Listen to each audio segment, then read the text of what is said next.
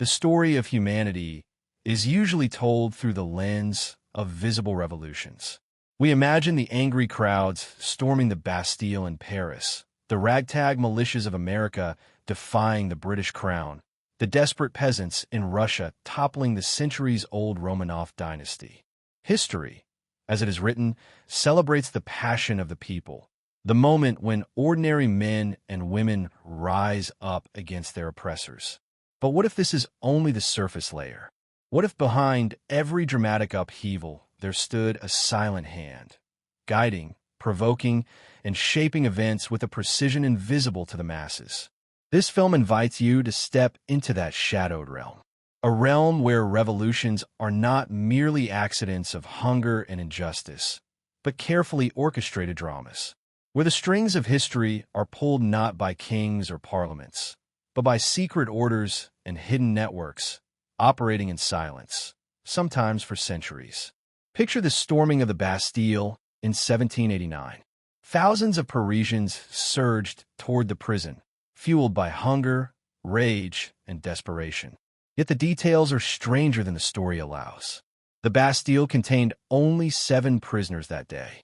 Its defenses had already been weakened, and its symbolic importance outweighed its practical value. It was not a fortress of oppression, but it became the spark of a revolution. Was this moment truly spontaneous?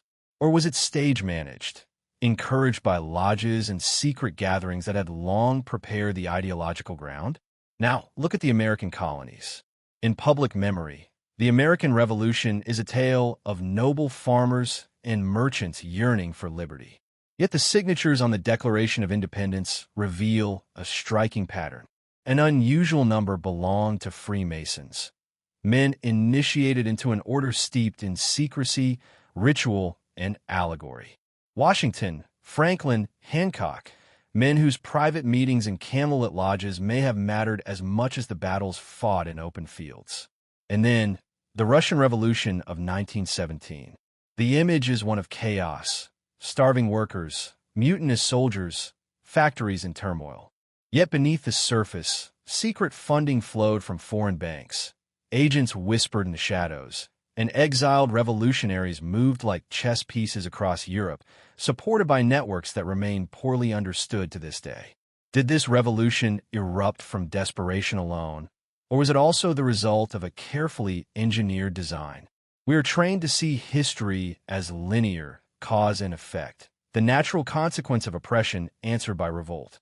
But tonight, as we begin this journey, we ask the forbidden question: what if revolutions themselves are tools?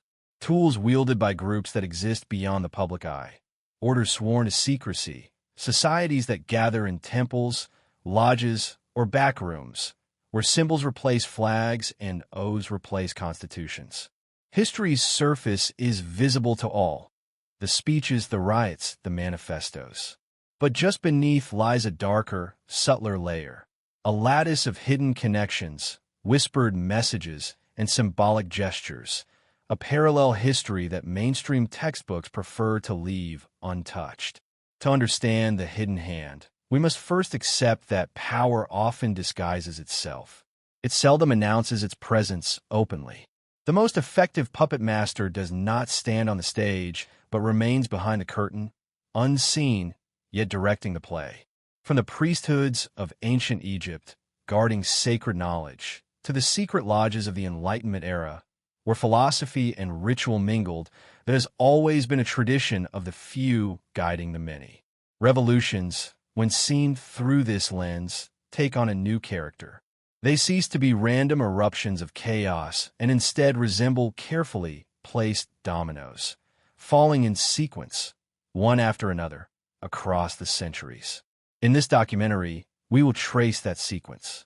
We will move across time and space, from the temples of Babylon to the lodges of Europe, from the mystics of the East to the financiers of the modern West.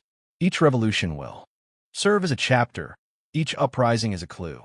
We will examine the ancient blueprint, how priesthoods and secret orders shaped early civilizations; the medieval web, how groups like the Templars and Rosicrucians guarded knowledge across centuries; the Enlightenment lodges, where philosophy, secrecy, and rebellion blended into revolutionary fire. The modern shadows, where banks, think tanks, and hidden alliances may still guide the currents of change. We will uncover symbols etched into buildings and coins, codes hidden in art and literature, and the recurring pattern of oaths, rituals, and allegiances that appear behind almost every great upheaval. But let's be clear, this is not mainstream history. This is the history that exists at the edges, half seen, half denied, whispered about in libraries, archived in forbidden manuscripts, and preserved in conspiracy theories dismissed as fantasy. And yet, the patterns are there, undeniable once observed. The mainstream narrative insists revolutions belong to the people. Yet the deeper story suggests the people are often the fuel, not the fire.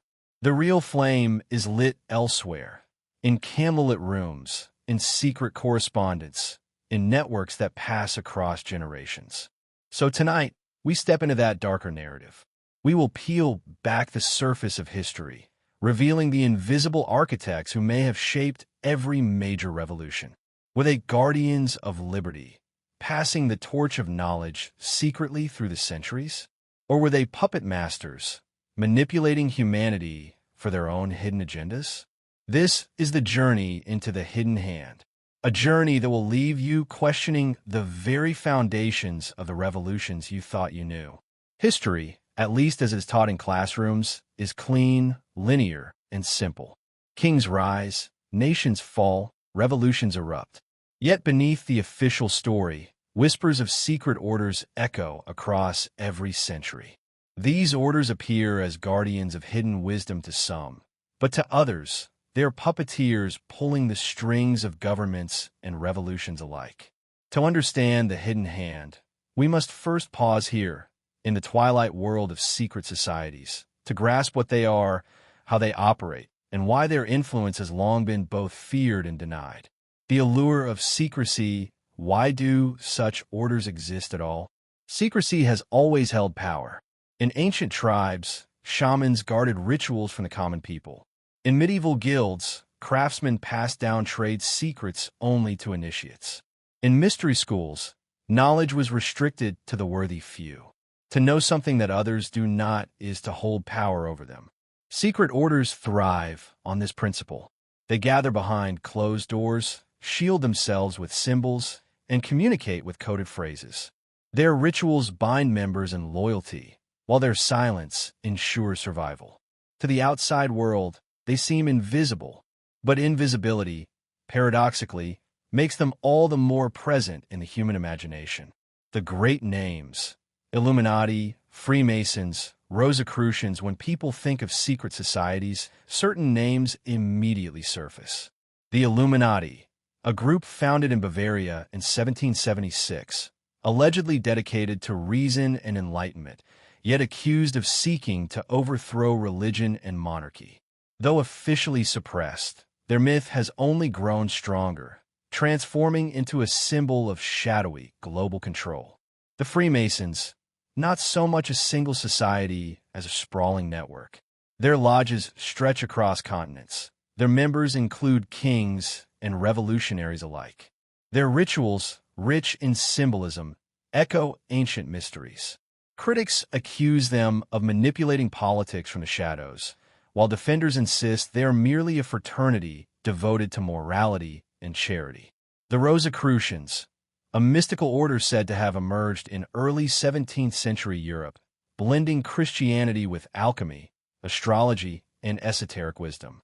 Their manifestos appeared suddenly, as if from nowhere, promising a hidden brotherhood devoted to the transformation of mankind.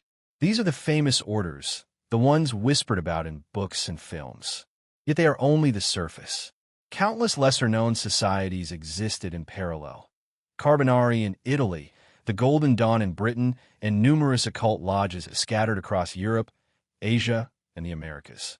Symbols, oaths, and rituals, secret orders survive through more than ideology. They rely on ritual. A candidate might enter a dimly lit room, blindfolded, surrounded by men in robes or symbols. He swears an oath, often under penalty of death, to preserve the secrets of a society. He may learn a password, a handshake, or a symbol, tokens that allow recognition across nations and centuries. Symbols themselves become the silent language of these groups. The all-seeing eye, the pyramid, the compass and square, the rose and cross. These images recur not only in lodges, but in public spaces, carved into buildings, imprinted on money, woven into flags. Are they harmless decorations, or signatures left by the hidden hand, guardians or manipulators? Here lies the central tension. To their defenders, secret orders are guardians of wisdom. In eras of censorship and tyranny, they preserved ideas that might have been lost: freedom of thought, scientific inquiry, mystical knowledge. They offered fellowship, moral teaching, and a sense of belonging in a fragmented world. To their critics, however, these same orders appear as manipulators, small groups using secrecy to direct revolutions, infiltrate governments, and engineer social change. They do not preserve knowledge for humanity, but hoard it for control. This dual image, guardians or puppeteers, is what makes them endlessly fascinating. For every story of charitable Masons funding hospitals, there is another of revolutions sparked in their lodges.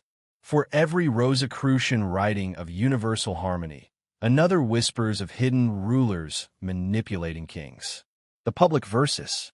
The hidden what separates secret orders from ordinary organizations is not merely secrecy, but intent. A political party declares its platform openly. A religion preaches its faith to the world. But secret orders claim influence without visibility. They thrive on hidden layers, an inner circle within the outer circle, a teaching reserved only for the highest initiates. This structure fuels speculation. If the outer layer speaks of charity and fraternity, what does the innermost circle plan? If the public sees philanthropy, do the hidden initiates plot revolutions? The truth, frustratingly, is rarely revealed. Yet this uncertainty is precisely what has allowed the myth of secret orders to endure. Historical glimpses now and then, the veil is lifted if only slightly. In the 18th century, governments grew suspicious of the Illuminati, claiming they sought to destabilize nations. Their writings, uncovered, hinted at a radical vision of society, one where monarchy and church were replaced by reason and equality. Was this noble idealism or blueprint for global revolution? In France, the influence of Masonic lodges on revolutionary leaders cannot be ignored. Many of the men who voted to topple the monarchy had sworn Masonic oaths in dim lodges just years before. Were those lodges incubators of liberty or training grounds for upheaval? Even in the modern era, whispers persist. Political leaders photographed with Masonic handshakes, elite gatherings in secluded retreats, policy think tanks accused of functioning as secular lodges. The idea of hidden influence never quite disappears. The continuity of the hidden hand across centuries, the thread is continuity. Orders rise and fall. Names change, but the pattern remains. A select few gather in secrecy, bound by oath and ritual, wielding influence unseen. Whether they intend to protect or to dominate is always left ambiguous. And perhaps that ambiguity is the true source of their power. To dismiss these societies outright is tempting. After all, secrecy attracts suspicion, and suspicion breeds myth. But to deny their existence entirely would be naive. Their symbols, their writings, their members, all are real.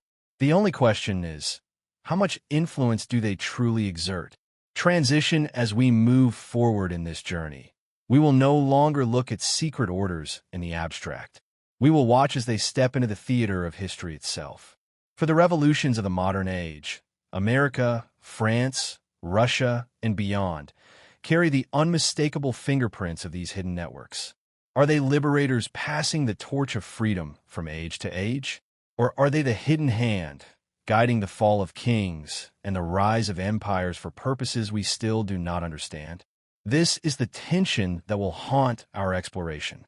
The trail of hidden hands does not begin in the modern age of revolutions, nor even in the medieval world of knights and alchemists.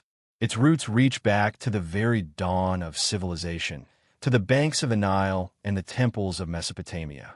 In the ancient world, the idea of secret orders was not yet called by that name, but the pattern was already visible.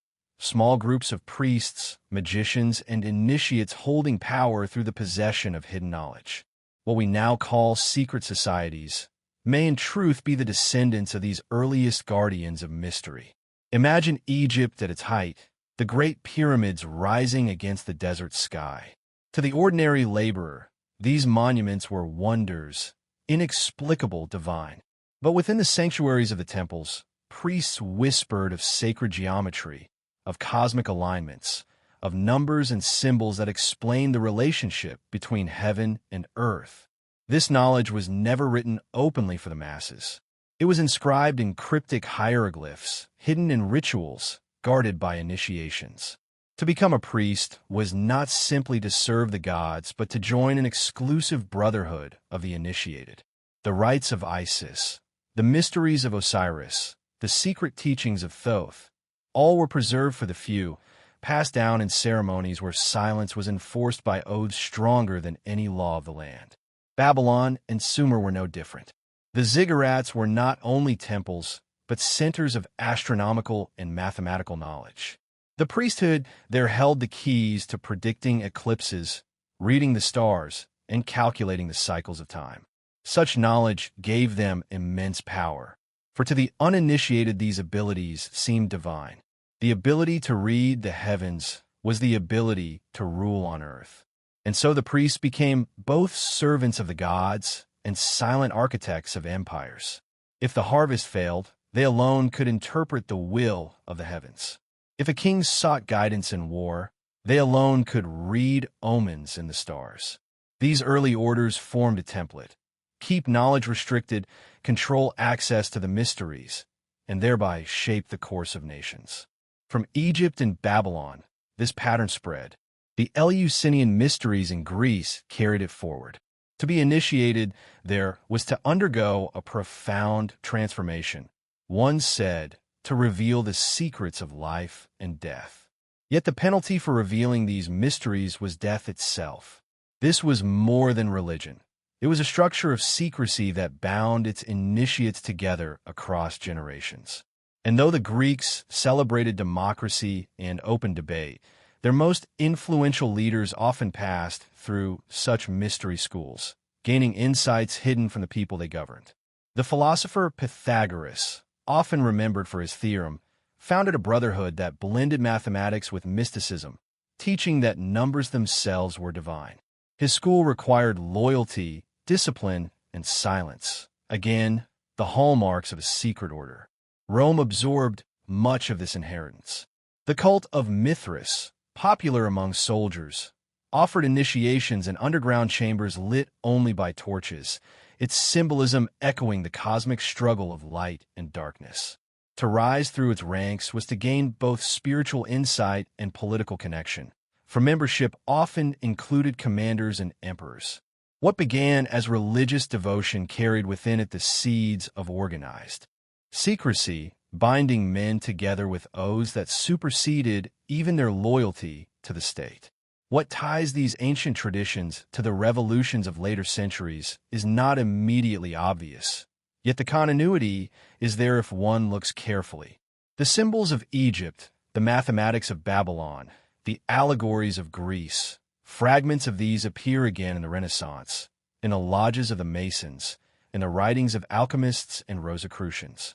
Knowledge travels silently across time, carried not in open books, but in hidden initiations, encoded in symbols, veiled in myth. And in every age, those who guard it stand at the edges of power, sometimes advising kings, sometimes undermining them, always whispering from the shadows. The revolutions of the modern era claim to have been born of reason, liberty, and equality.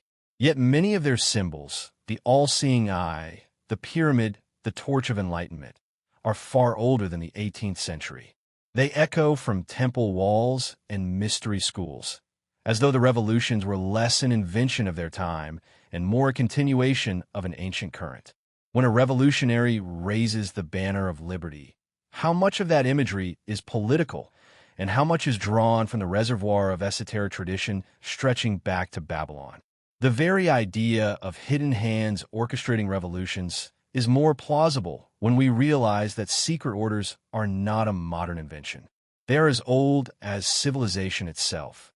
When peasants rose against pharaohs, when city-states fought for dominance, when empires collapsed under their own weight, somewhere in the background were always those who claimed to hold the deeper truth. The ones who read the stars, guarded the sacred names, or claimed communion with higher powers.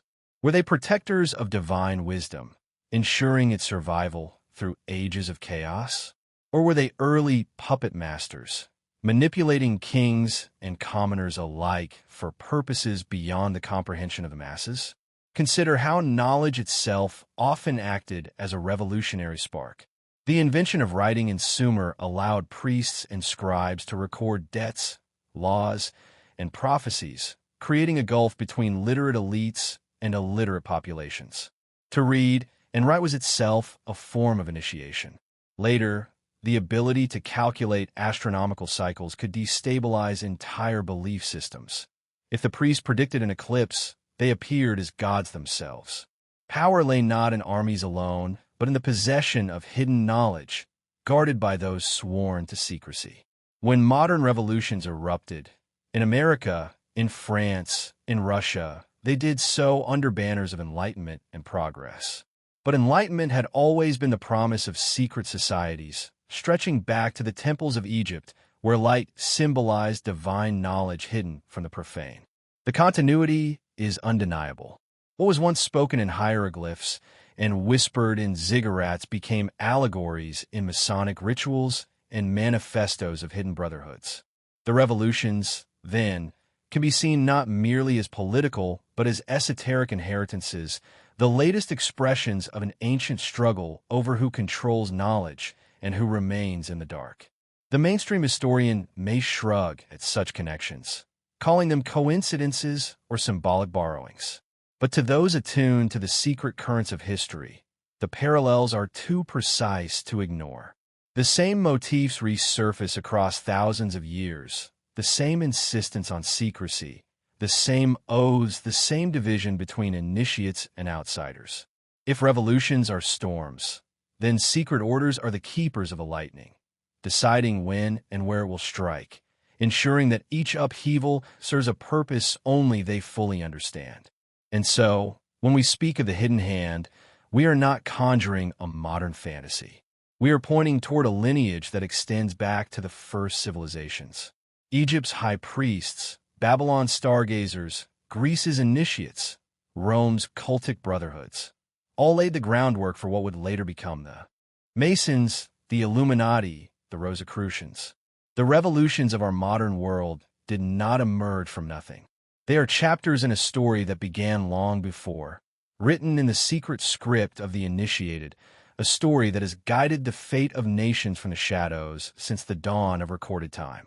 The medieval world appears, on the surface, as an age of faith and kingship, where church bells marked the rhythm of life and monarchs ruled by divine right. Yet beneath the surface of feudal order, a hidden current flowed. It was an era haunted by whispers of secret brotherhoods, heretical sects, wandering mystics, and cryptic alchemists who sought truths forbidden by both crown and church.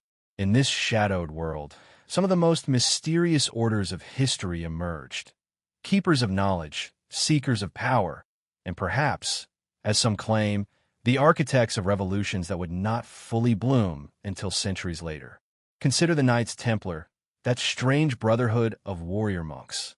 Founded in the aftermath of the First Crusade, their official mission was to protect pilgrims traveling to the Holy Land. Yet within 2 centuries, they had transformed into one of the most powerful institutions in Europe. They owned lands, commanded armies, and developed a financial network so advanced that some historians call them the first international bankers. A noble could deposit wealth in Paris and withdraw it in Jerusalem, all under the protection of the Templar seal. To the common people, they were holy knights. To kings, they were indispensable allies or dangerous rivals. And to those who whisper of hidden hands, they were something more, custodians of secrets unearthed beneath the ruins of Solomon's temple. Legends abound that during their time in Jerusalem, the Templars excavated sacred relics, perhaps even the Ark of the Covenant or texts describing forgotten sciences. Whether myth or truth, the idea that they possessed secret knowledge explains both their rise and their mysterious fall. When King Philip IV of France, deep in debt to the Templars, turned against them, accusations of heresy, blasphemy, and forbidden rituals surfaced. They were said to worship strange idols, to spit on the cross during initiations, to practice rites that defied Christian orthodoxy. Officially, these charges were confessions forced under torture. But in the centuries that followed, the image of the Templar as keeper of secret rites endured. Burned at the stake in 1314, their last Grand Master, Jacques de Molay, cursed the Pope and King, and within a year both were dead. Coincidence, perhaps, but for those who believe in hidden orders, it was the first clear sign that the Templars belonged to a lineage far older and more powerful than the church they served. After their suppression, stories claim that the surviving Templars went underground, merging into other secret societies. Some say they sailed away with their fleets, carrying treasures to Scotland or the New World. Others believe they re-emerged centuries later as the Rosicrucians or influenced the birth of Freemasonry. Their sudden disappearance did not extinguish their legacy. It multiplied it, scattering seeds of myth and suspicion that would germinate across Europe. Alongside the Templars were the alchemists, figures both feared and revered. In their smoky laboratories, surrounded by retorts, alembics, and cryptic manuscripts, these men sought the philosopher's stone, that legendary substance that could transmute base metals into gold and grant immortality. But alchemy was never only about material transformation. Beneath the surface, it was a symbolic language, encoding spiritual truths about the transformation of the soul. The alchemist's furnace became a metaphor for inner purification, the gold a symbol of enlightenment. This hidden philosophy was passed through coded texts, obscure drawings, and secret networks of students and masters. To the authorities, alchemists were often heretics dabbling in forbidden arts. To initiates, they were explorers of divine mysteries, carrying fragments of ancient Egyptian and Hermetic wisdom into a Europe ruled by dogma. Alchemy merged with another tradition, Hermeticism, rooted in texts attributed to Hermes Trismegistus, said to be a fusion of the Greek god Hermes and the Egyptian god Thoth. These writings taught of correspondences between the macrocosm and microcosm, that the heavens and the human soul reflected one another, and that secret knowledge could bridge the two. Translated and studied in the Middle Ages, Hermetic thought flowed quietly into secret orders, providing both philosophy and symbolism that would later blossom in Renaissance occult societies. We cannot forget the Cathars, those enigmatic heretics of southern France. Officially condemned by the Church, they were accused of dualist beliefs, rejecting the material world as evil and yearning for a return to pure spirit. Their hidden rituals, their secrecy, and their defiance of papal authority made them a threat, culminating in the brutal Albigensian Crusade. To mainstream history, the Cathars were annihilated. To those who follow the secret threads, they may have survived underground, their teachings carried into later orders that opposed the centralized power of church and monarchy. The link between the Cathars and the Templars remains a subject of speculation, but the proximity of their strongholds in Languedoc has fueled centuries of rumor that both shared knowledge forbidden to the church. Medieval Europe was full of such undercurrents. Jewish mystics developing the Kabbalah encoded divine secrets in numbers and letters. Sufi mystics within Islam spoke of hidden wisdom carried through chains of initiation.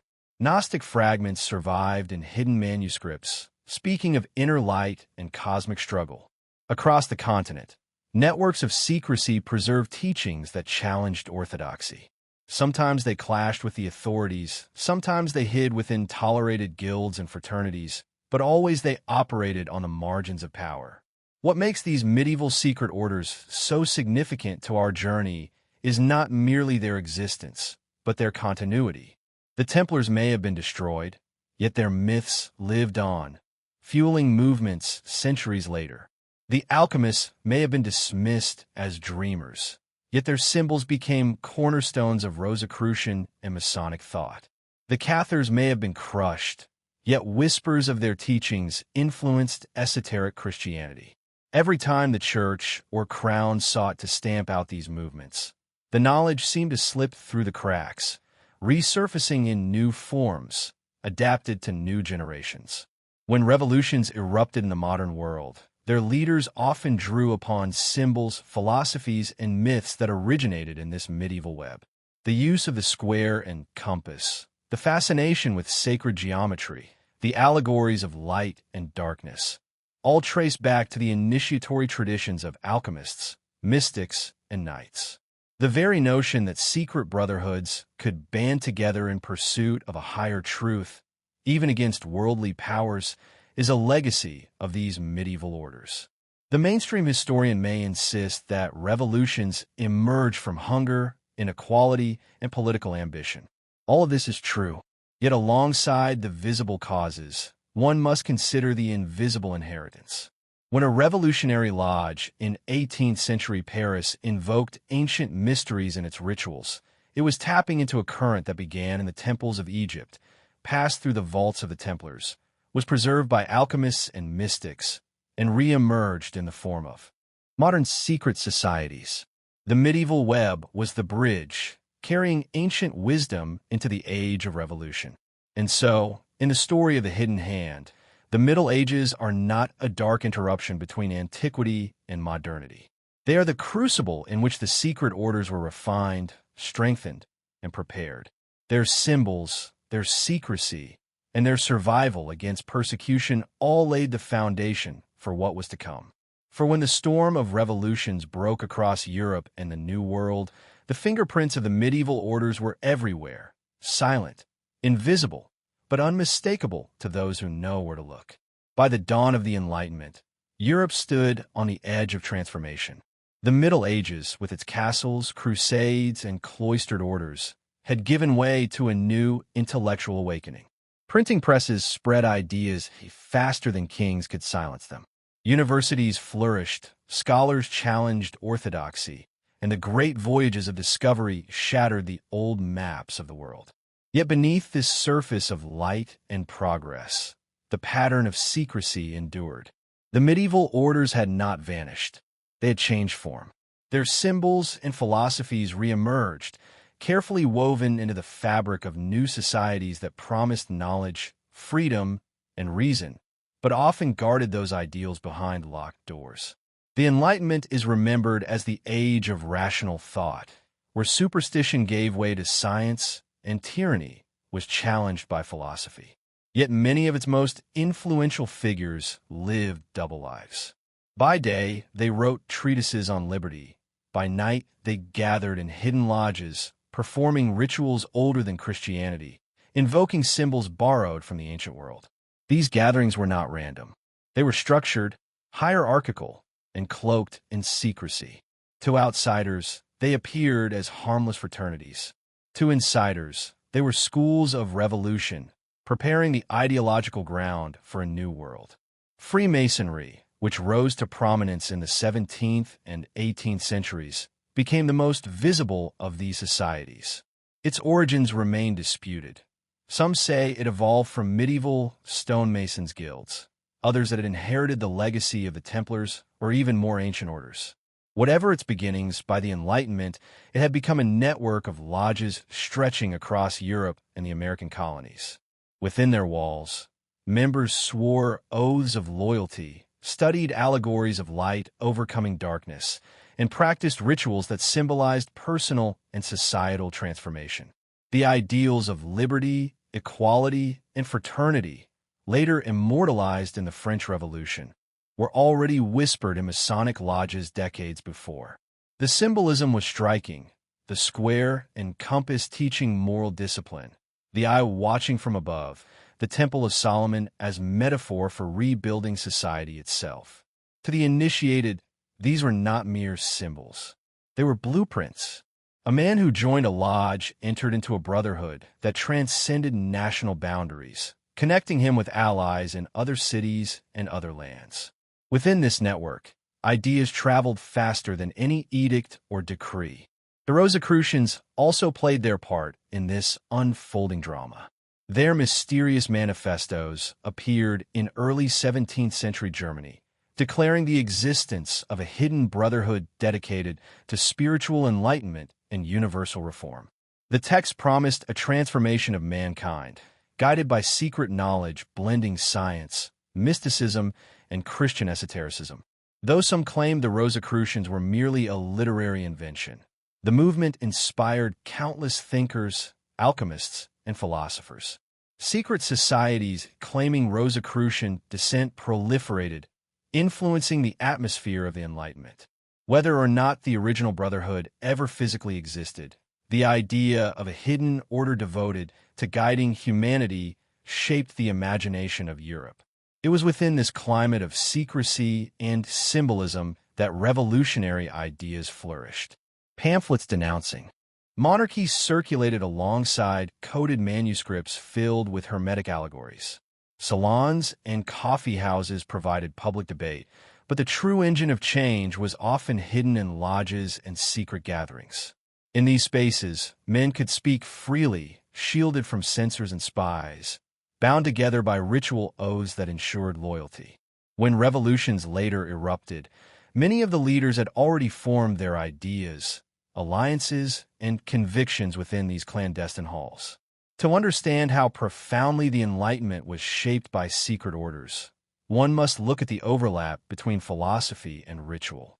The Age of Reason is often presented as a triumph of science over superstition, yet its great thinkers were fascinated by esotericism. Isaac Newton, the emblem of scientific progress, devoted far more of his life to alchemical research and biblical prophecy than to physics.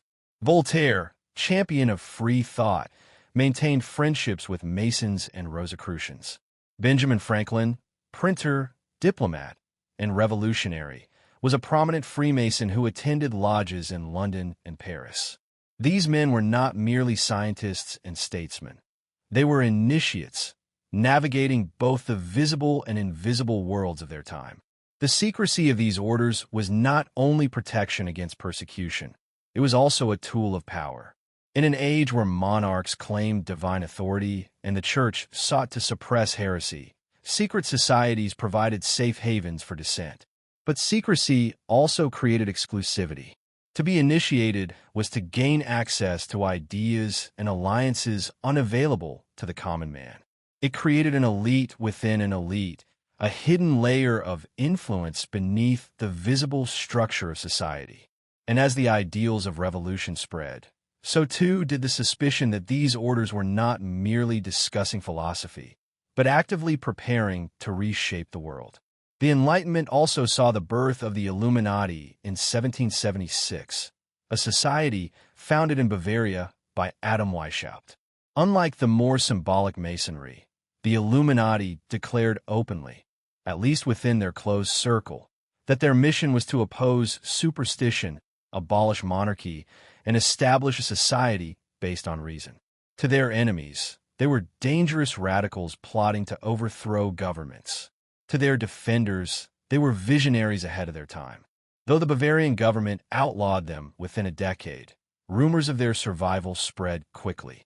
Some claimed they had infiltrated Masonic lodges, others that they had gone underground to direct revolutions across Europe.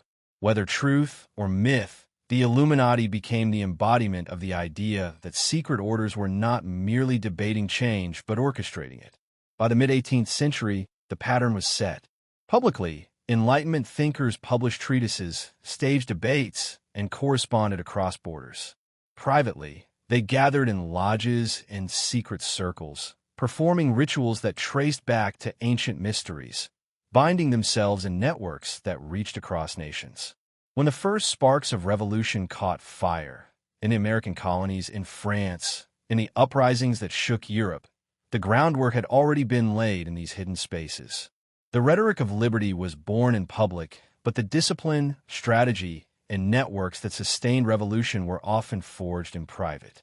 Mainstream historians are cautious about drawing direct lines between secret societies and revolutions. They point out that hunger, taxation, and injustice were the immediate causes of upheaval. And this is true, but revolutions are not only explosions of desperation. They're also guided by ideas. And those ideas, in the Enlightenment, were nurtured in secrecy. They were sharpened in rituals, encoded in symbols, and preserved in networks invisible to the masses. When the people rose, it was often because the intellectual and organizational groundwork had already been prepared by those who met in silence behind closed doors. This is the paradox of the Enlightenment. It was the age of light, yet much of its power lay in darkness. It celebrated reason, yet was deeply entangled with mysticism. It promised equality, yet operated through exclusive brotherhoods. To some, these contradictions are evidence of hypocrisy. To others, they reveal the true nature of the hidden hand, always present in shadows, guiding openly declared ideals through covert channels, ensuring that revolutions unfolded not only from the hunger of the people, but from the designs of those who understood the deeper game. As we leave the Enlightenment and move toward the age of revolutions, we must carry this understanding with us. The storming of Bastilles, the declarations of independence, the fall of monarchies, none of these can be fully understood without looking at the secret lodges, the coded manifestos, the rituals and oaths that prepared the ground. For in the 18th century, more than any other, the hidden hand became not a whisper, but a constant presence, shaping the world even as it claimed to liberate it. The American Revolution is remembered as the great struggle of liberty against tyranny, a rising of common men and visionary leaders against the weight of an empire.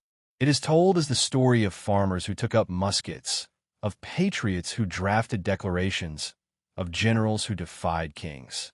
But beneath the familiar narrative lies another layer, one less often discussed in classrooms and textbooks. The influence of hidden orders, secret brotherhoods, and whispered allegiances that bound together many of the men who gave birth to the United States. To see this revolution fully, one must not only study the battles and treaties, but also peer into the lodges and clandestine gatherings where symbols of the ancient world were quietly reborn on new soil. The colonies of North America were fertile ground for such societies. From the earliest settlements, Freemasonry had crossed the Atlantic, carried by merchants, governors, and soldiers.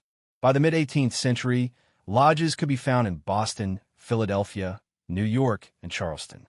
They provided not only social fellowship, but also a network that transcended colony and class. Within their walls, merchants met with lawyers, soldiers with printers, men of wealth with men of ambition. Rituals of equality, where each man was symbolically made a brother regardless of station, planted seeds that would later echo in revolutionary rhetoric. The lodges were schools of fraternity, liberty, and moral discipline, but they were also secretive, bound by oaths of silence, invisible to those who were not initiated. Among the founding fathers, Masonic connections were deep and undeniable. George Washington was initiated in Fredericksburg, Virginia, and later became master of his lodge.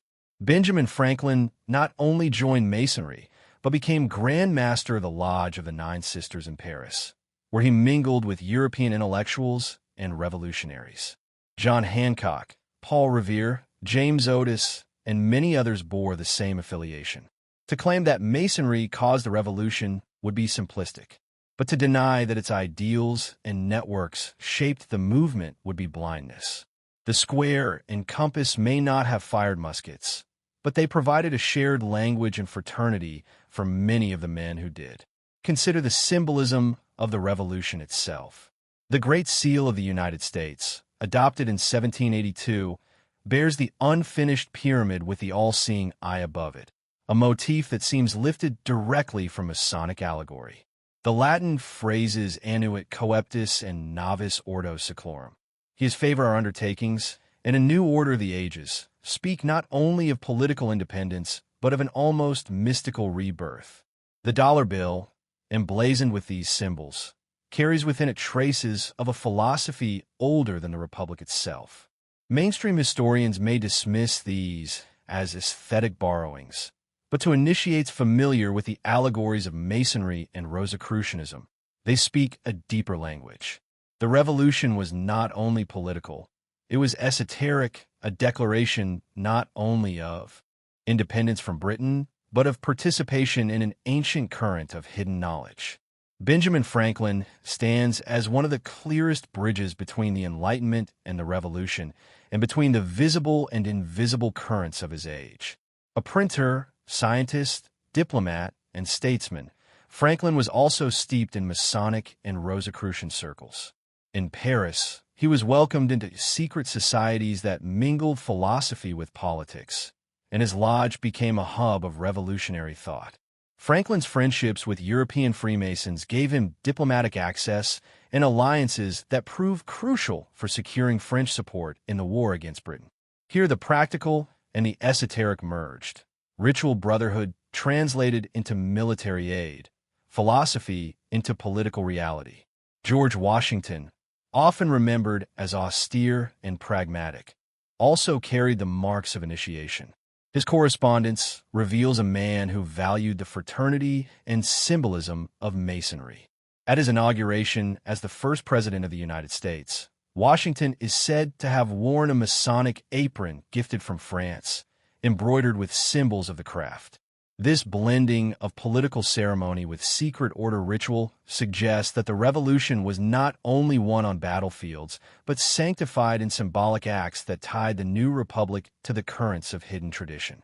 Yet perhaps the most telling indication of the hidden hand in the American Revolution lies in its tone. The rhetoric of liberty, equality, and fraternity echoed the language of Masonic lodges more than the legal arguments of Parliament. The Declaration of Independence itself, while grounded in Enlightenment philosophy, resonates with a sense of higher order, of laws not of men, but of nature and nature's God. To the initiated, this phrasing would not have sounded merely like political rhetoric, but like the invocation of universal truths preserved in secret traditions. The revolution was framed as part of a cosmic order, a necessary unfolding of principles older than kings and older than nations. It is important to note that secrecy in the revolution was not only symbolic but practical. The Sons of Liberty, who orchestrated acts of defiance, such as the Boston Tea Party, operated with clandestine methods that mirrored those of secret societies. They used code names, oaths, and rituals of initiation. Their meetings were often closed to outsiders, their communications hidden.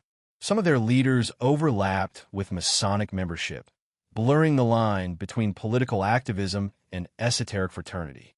In an age where treason meant the gallows, secrecy was survival. But it also fostered a culture where loyalty was proven through ritual, where trust was built in silence, where the revolution itself took on the form of an initiation. When the colonies declared independence, they did so not only as 13 states, but as part of a larger vision of human destiny. To call their nation the United States of America was to proclaim unity not merely for themselves, but for the world. The idea that a republic could stand in place of monarchy, that men could govern themselves by reason and fraternity, was revolutionary in more ways than one. And behind this idea stood the lodges, the rituals, the oaths, and the symbols that had been cultivated for centuries. The revolution was the flowering of seeds planted in ancient temples, nurtured in European salons, and carried across the ocean by men who saw themselves as more than subjects of a king. They saw themselves as builders of a new order, guided by symbols that spoke to a hidden lineage of knowledge. Of course, not all colonists were initiates, and not every soldier in Washington's army carried a Masonic emblem. Most fought out of hunger, anger, or loyalty to their communities. Yet the leadership of the revolution, the men who drafted its documents, forged its alliances, and envisioned its future, were deeply entangled with the currents of secrecy. Their networks gave them strength, their symbols gave them purpose, and their rituals gave them unity. When the revolution succeeded, It was not merely the triumph of colonies over an empire. It was the manifestation of ideals that had been whispered for centuries in the shadows of lodges and temples. To see the American Revolution only as a war for independence is to miss its deeper resonance. It was, in many ways, an initiation of a nation, a ritual enacted on the stage of history, transforming colonies into a republic, subjects into citizens, and men into brothers. Its leaders drew upon both reason and mystery, science and symbolism, Enlightenment philosophy and esoteric tradition. The hidden hand was not absent. It was woven into the very fabric of the revolution, visible in the networks of masonry, audible in the rhetoric of liberty, tangible in the symbols etched into seals and currency. The United States was born not only through muskets and treaties, but through a vision that reached back to ancient mysteries and forward to a new order of the ages. The storming of the Bastille is often remembered as a spontaneous eruption of fury, the masses rising against centuries of oppression in a single cathartic explosion. Yet revolutions do not truly begin in a single day, nor are they only the work of starving crowds. They are prepared long in advance, seated in whispers, organized in silence, and given direction by those who already hold maps of what the future should be. In France, more than in America, the suspicion of secret orders shaping events has clung stubbornly to the revolution's memory. Here, the hidden hand seemed less a rumor and more a tangible force, its symbols etched into the very fabric of the upheaval. 18th century France was fertile soil for conspiracy. A vast gulf separated aristocrats, clergy, and the common people. The crown's extravagance, the weight of taxes, and a rigid hierarchy bred resentment that needed only a spark to ignite. But while discontent simmered in villages and cities, Paris was already humming with the currents of secret societies. Freemasonry had taken deep root, with hundreds of lodges established across France. Unlike in England, where Masonry emphasized fraternity and philanthropy, French lodges often leaned toward political discussion. Philosophers, artists, and nobles alike gathered under the Masonic square and compass to debate liberty, equality, and the rights of man. These lodges were not riots in the streets. They were laboratories of revolution, where ideas were refined, allegiances forged, and visions for a new France rehearsed. The Lodge of the Nine Sisters in Paris became particularly famous. It counted among its members not only intellectuals but revolutionaries. Voltaire was initiated there in the final year of his life, a symbolic passing of Enlightenment wisdom into the currents of Masonry. Benjamin Franklin, during his time in Paris, also became a central figure in the lodge, connecting American revolutionary ideals with French reformist energies. This transatlantic link between lodges is no coincidence. The same symbols, the same rituals, and the same language of light defeating darkness flowed seamlessly from Philadelphia to Paris, preparing minds on both continents for the great upheavals of the age. As discontent grew and pamphlets spread, these lodges provided organizational structures that mirrored the very networks needed to coordinate revolution. They were secretive, disciplined, and hierarchical. Their initiates swore oaths of loyalty, not to kings or priests, but to each other. Within these walls, nobles mingled with middle-class intellectuals in a way unthinkable in ordinary society. The ritual of brotherhood, where every man entered as an equal, undermined centuries of aristocratic dominance. This leveling of status in the symbolic world of the lodge foreshadowed the leveling that would soon sweep through the streets. When the revolution erupted in 1789, many of its leaders bore Masonic connections. The Marquis de Lafayette, hero of the American Revolution and friend to Washington, was not only a military leader, but also a Mason who saw in the French upheaval the continuation of the struggle for liberty. The Duke of Orleans, known for his opposition to royal absolutism, was Grand Master of the Grand Orient of France. Countless deputies of the National Assembly were also brethren of the craft. Their rhetoric of liberty equality, and fraternity echoed almost word for word the ideals rehearsed for decades in the lodges. What had once been spoken behind closed doors now became the battle cry of a nation. The symbolism of the revolution also bore unmistakable traces of esoteric tradition. The tricolor flag, with its balance of colors, reflected the Masonic emphasis on harmony and balance. The Phrygian cap, adopted as a symbol of liberty, was an ancient emblem of initiation, worn by freed slaves in Rome and later by initiates in mystery cults. Even the revolutionary festivals, with their elaborate ceremonies and symbolic gestures, carried the air of ritual more than politics. The revolution was staged not only as a political upheaval, but as an initiation of an entire nation, a dramatic rite of passage meant to transform subjects into citizens, just as initiates were transformed into brothers. But France's revolution carried within it darker currents as well. While Masonry provided one face of the hidden hand, whispers of the Illuminati spread fear of another. The Illuminati, founded in Bavaria, had been officially suppressed by the 1780s, but rumors claimed its networks had infiltrated Masonic lodges across Europe, using them as vehicles for a more radical agenda: the abolition of monarchy, the destruction of religion, and the establishment of a new secular order. In the chaos of France, such rumors found fertile ground. To monarchists and conservatives, the revolution seemed too coordinated, too ideologically precise, to be the work of peasants alone. They saw in it the hand of hidden orders, directing mobs like chess pieces to dismantle the old regime and erect in its place a structure designed long before the first stone was thrown. The Reign of Terror intensified these suspicions. As heads rolled beneath the guillotine and the revolutionary tribunal demanded blood in the name of virtue, it seemed to many that the revolution had become not simply a political movement, but an esoteric sacrifice, a ritual purge to cleanse France of its past. Robespierre, with his almost priestly fervor, proclaimed the cult of the Supreme Being, staging festivals that seemed more akin to occult ceremonies than religious services. The line between politics and mysticism blurred until the revolution resembled less a rational enlightenment and more an apocalyptic initiation, guided by hands unseen, pursuing a destiny few could understand. Historians often argue that such suspicions of secret societies were exaggerated, born of paranoia during times of upheaval.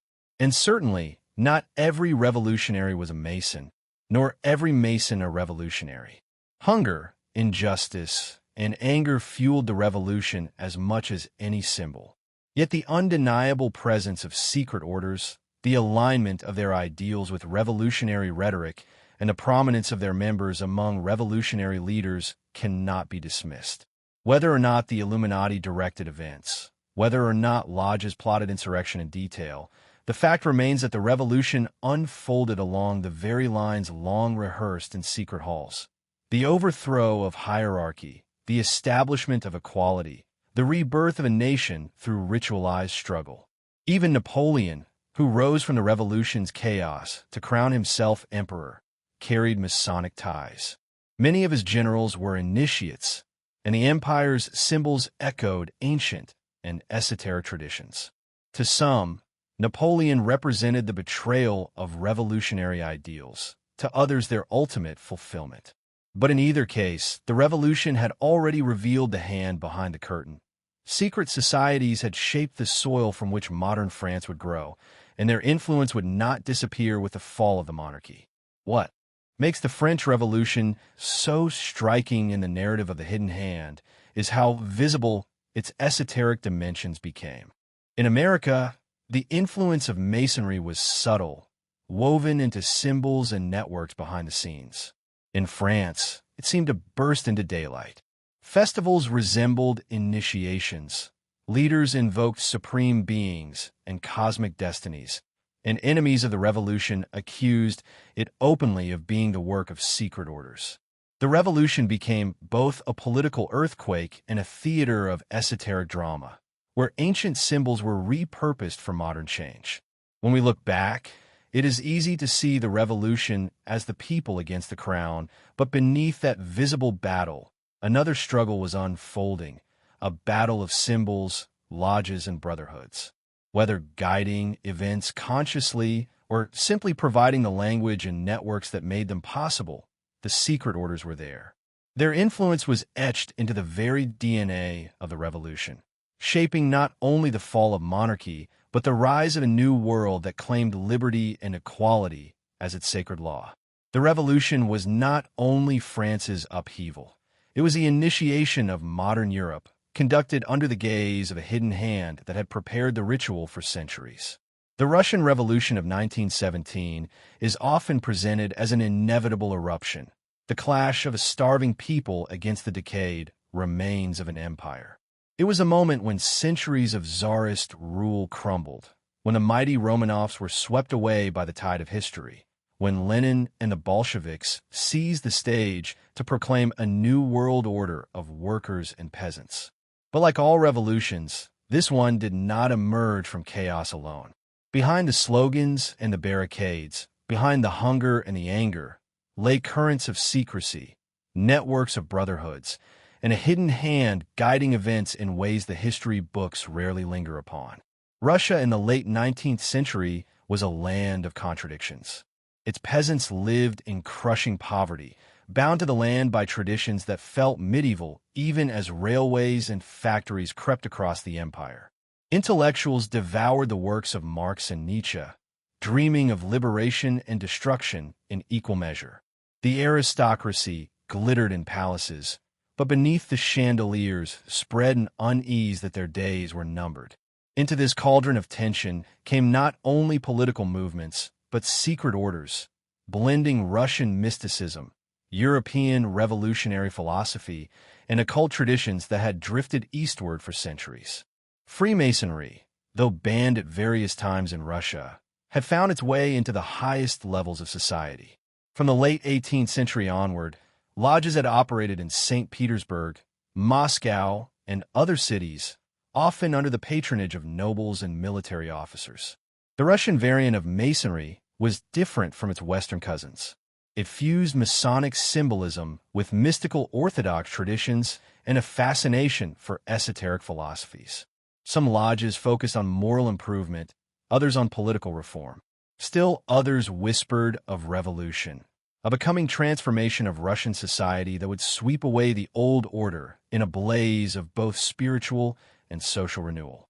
By the 19th century, revolutionary secret societies began to form, drawing inspiration from both Masonry and radical European groups. The Decembrists, who attempted an uprising in 1825, included officers who had absorbed liberal and Masonic ideas during campaigns in Europe. Their rebellion failed, but their example lived on. Throughout the century, clandestine groups emerged.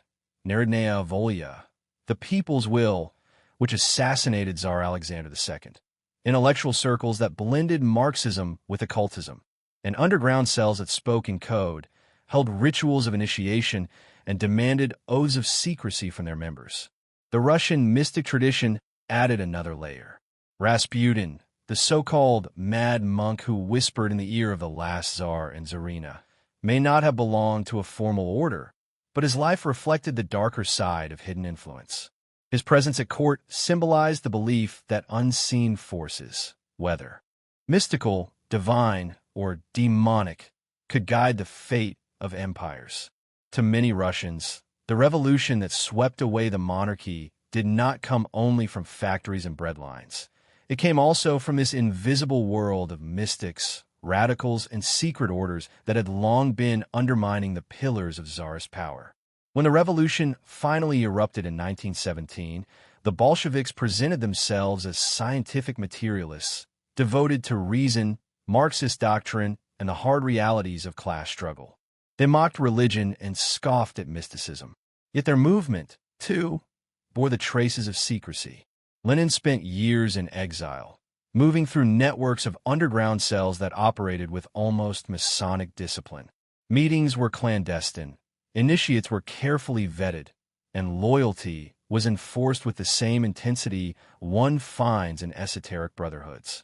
The Bolsheviks were less a political party than a secret society of revolutionaries, bound by ideology as rigidly as any occult order was bound by ritual. Their red banners, their use of symbols, their exaltation of the hammer and sickle, all carried a ritualistic weight, transforming political struggle into a kind of secular liturgy. The rumors of secret influences did not stop there.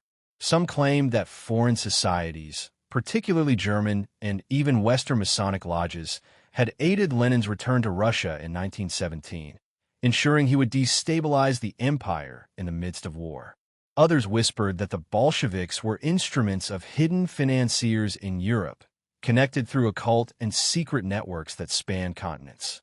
While mainstream history emphasizes the failures of Tsarist policy and the impact of World War I, the persistence of these rumors suggests that contemporaries saw more than simple hunger and despair. They sensed orchestration, an invisible hand steering the chaos toward a predetermined outcome. Even within the revolution itself, strange echoes of esotericism surfaced. Trotsky, though a Marxist materialist, described the revolution in near-apocalyptic terms, as if it were not merely political but cosmic. The language of rebirth, of fire and cleansing, of the old world dying so a new one could be born, carried the tone of initiation rituals repeated for centuries in secret orders. The Bolsheviks staged mass parades and pageants that resembled revolutionary festivals in France a century earlier. Grand symbolic dramas meant to initiate the masses into a new way of being.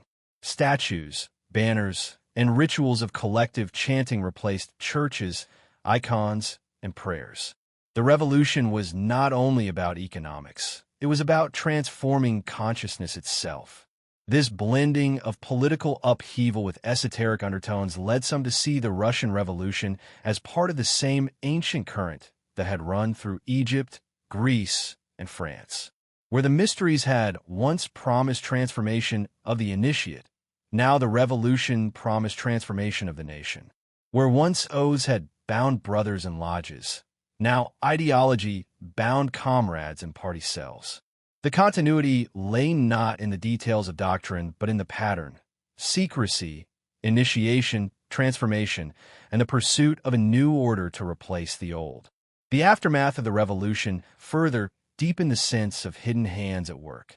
The Romanovs were executed in a manner that many observers found ritualistic, almost sacrificial. Their deaths were shrouded in secrecy, and rumors spread of occult significance, of dark ceremonies enacted under the guise of political necessity. Whether true or not, these whispers reflected a widespread sense that the revolution was not merely a shift in power, but a ritual act, a tearing down of the sacred monarchy to usher in an entirely new world. Lenin's embalmed body, placed on public display in Red Square, only reinforced this impression. What was presented as a scientific preservation of a leader's remains carried an unmistakable echo of ancient cults, where the body of the hero or the divine king became an object of veneration. The Soviet Union, though avowedly atheist, created a new form of worship, complete with relics, rituals, and symbols. In this sense, the revolution did not banish mystery. It reinvented it, replacing churches with party halls, saints with martyrs of the revolution, scripture with the writings of Marx and Lenin. Some historians argue that the Russian Revolution marked the end of secret orders, sweeping away mysticism with the iron broom of materialism.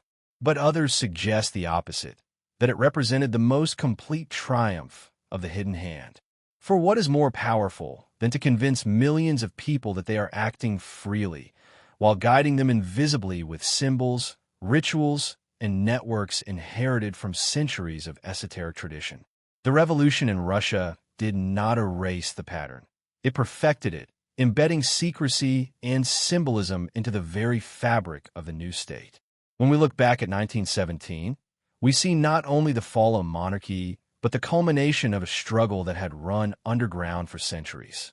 Russian lodges, secret societies, mystics, and radicals had all played their part in preparing the soil. The revolution that erupted seemed sudden, but its roots lay deep in the hidden traditions of the East and the imported networks of the West. It was like all great upheavals, both political and esoteric, both the cry of the people and the whisper of the hidden hand. The rise of Nazi Germany is usually explained in terms of political failure, economic collapse, and the charismatic madness of Adolf Hitler. Historians point to the Treaty of Versailles, hyperinflation, and the desperation of a people humiliated by war. These explanations are true, but they are not the full story. Beneath the machinery of tanks and propaganda, beneath the speeches and parades, there ran a deeper current, an occult fascination, a secret symbology, a web of esoteric societies that shaped the myths and vision of the Third Reich. To understand how Germany descended into both fanatical nationalism and genocidal violence, one must also explore how the hidden hand of secret orders guided its leaders, not always through politics, but through symbols, rituals, and dark philosophies. Long before Hitler seized power, Germany was already a breeding ground for secret societies. In the late 19th and early 20th centuries, the German-speaking world was alive with esoteric movements, theosophy, Ariosophy, and a surge of interest in pagan revival. Secret orders sprang up, blending nationalist ideology with occult ritual. Among the most influential was the Thule Society, named after a mythical northern homeland believed to be the origin of the Aryan race. Its members were obsessed with runes, ancient symbols, and the idea that Germany's destiny lay in reconnecting with a lost spiritual heritage. The Thule Society operated much like other secret orders, with initiation rituals, coded symbolism, and a strict hierarchy of knowledge. It attracted not only occultists but also political extremists, men who believed that the spiritual revival of the German people required purging society of foreign elements. Within its gatherings, mythology and politics fused. Ancient Nordic legends were recast as blueprints for the future, and esoteric philosophies hardened into racist ideologies. When the Nazi Party was born, it was no accident that many of its earliest supporters had connections to the Thule Society. The very language of blood, soil, and racial destiny had been nurtured in its secret halls. Hitler himself may not have been an initiate in the formal sense, but he was a master at absorbing and weaponizing symbolism. His obsession with ritual, ceremony, and myth gave the Nazi movement an aura that went beyond politics. Every rally, every banner, every salute was charged with symbolic power. The swastika, chosen as the emblem of the Reich, was not a random design, but an ancient symbol, found in Hinduism, Buddhism, and European paganism, representing cosmic order and the cycle of life. In the hands of the Nazis, it was transformed into a talisman of racial purity and destiny. The choice of such a symbol reveals more than aesthetics. It shows a deliberate attempt to root political power in the language of the occult. The SS, Heinrich Himmler's elite order, became perhaps the most overt expression of occult influence within the Nazi state. Himmler envisioned the SS not merely as a military force, but as a knightly order, a modern-day equivalent of the Teutonic Knights or even the Templars. Its rituals, insignia, and hierarchy echoed those of secret brotherhoods. The SS headquarters at Wilsburg Castle was transformed into a temple of esoteric symbolism. The Hall of the Generals was designed with a black sun motif on the floor, a mystical symbol whose meaning remains debated, but which clearly resonated with ancient solar cults and esoteric traditions. Himmler filled the castle with relics, artifacts, and imagined connections to an ancient Aryan past. The SS initiation ceremonies were cloaked in mysticism, binding recruits not only through oaths of loyalty to Hitler, but through participation in a cult-like order that fused politics with the occult. Nazi ideology drew heavily on myths of hidden homelands and ancient masters. Expeditions were launched to Tibet, searching for evidence of Aryan ancestors. Archaeological digs sought proof that Germany was the birthplace of civilization, rewriting history to suit myth. This blending of pseudoscience, archaeology, and esotericism created a narrative that elevated Nazi Germany as the inheritor of a mystical destiny. The ordinary soldier may have fought for land and survival, But the inner circle of the Reich cultivated a vision that stretched into the realms of legend and occult prophecy. The role of secret societies in Nazi Germany cannot be reduced to a single lodge or group. It was a convergence of many streams: theosophical ideas about root races, Ariosophic doctrines of Nordic supremacy, Masonic structures inverted and repurposed for Nazi rituals, and ancient symbols stripped of context to serve a new mythology. Together, they created a political religion, where the Führer replaced the high priest, the swastika replaced the cross, and the Reich itself became the temple. This was no mere politics. It was a dark initiation on a national scale. Critics might argue that Hitler himself was pragmatic, using symbols only as propaganda. But even propaganda requires resonance. The reason Nazi imagery was so powerful is that it tapped into deep archetypes, some as old as human civilization.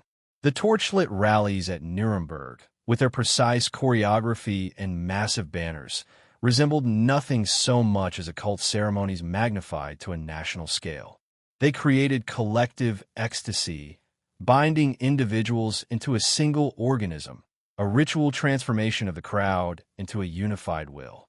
This was not just politics, it was mass initiation.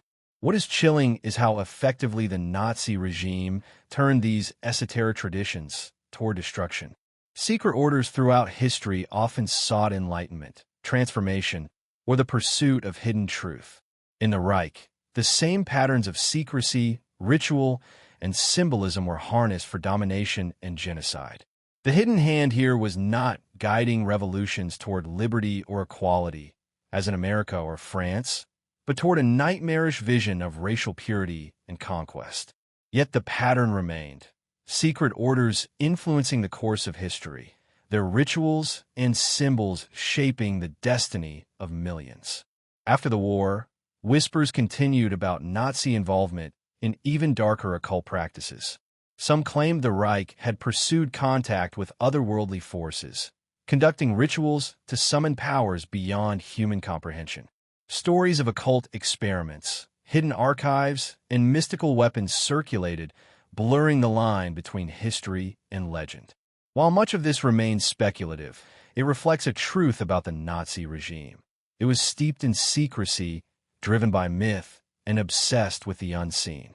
Whether or not it summoned literal supernatural forces, it certainly harnessed the psychological and symbolic power of the occult to reshape reality itself. The collapse of Nazi Germany in 1945 seemed to destroy its occult dreams, but the legacy of those hidden orders did not vanish. Symbols like the swastika remained charged with esoteric and forbidden power. The myth of a hidden Aryan homeland continues to inspire fringe movements. And the fascination with the Nazi occult endures, a dark reminder of how secret orders and their symbols can be twisted into engines of mass destruction. The story of the occult Reich is not only about one regime's obsession with mysticism. It is a warning of what happens when the hidden hand turns toward darkness. In Germany, secret societies and esoteric philosophies did not merely whisper in the shadows. They erupted into daylight, guiding a nation into catastrophe. The Nazi Revolution was not only political. It was ritual, myth, and occult dream, woven together into a nightmare that consumed millions. And though the Reich fell, the memory of its occult foundations lingers, a chilling chapter in the long story of secret orders behind revolutions. When we think of revolutions and the hidden orders that propelled them, our minds often turn to medieval lodges, Renaissance brotherhoods, or esoteric cults whispering in candlelit chambers. But in the 20th century, as the old world of monarchies and empires gave way to modern nation-states, the mantle of secrecy shifted. The rituals of initiation and the oaths of silence did not vanish. They evolved. Instead of cloaked figures meeting in subterranean halls, the new secret orders wore suits, carried briefcases, and worked from offices buried deep within the bureaucracies of powerful nations. They were not called brotherhoods or lodges, but intelligence agencies. Yet in essence, their purpose was the same: to move unseen, to manipulate events, to hold hidden knowledge, and to act as the invisible hand behind the visible theater of history. The birth of modern intelligence coincided almost perfectly with the global revolutions of the 20th century. During the First World War, Britain's MI6 and Room 40, Germany's Abwehr, and Russia's Okhrana turned espionage into an organized profession. But after the war, something extraordinary happened. The United States, once skeptical of peacetime intelligence, began to recognize that a hidden network was not just useful during wars, but essential in shaping the future. By the time of the Second World War, intelligence agencies had grown into vast apparatuses, capable of directing revolutions abroad, toppling governments, and planting the seeds of new ideologies. It was no accident that the Office of Strategic Services (OSS), precursor to the CIA, was filled not only with military men, but with academics, occult enthusiasts, philosophers, and initiates of various secret orders. Its founder, William Donovan, recruited historians, linguists, and even magicians to wage psychological war against the Axis.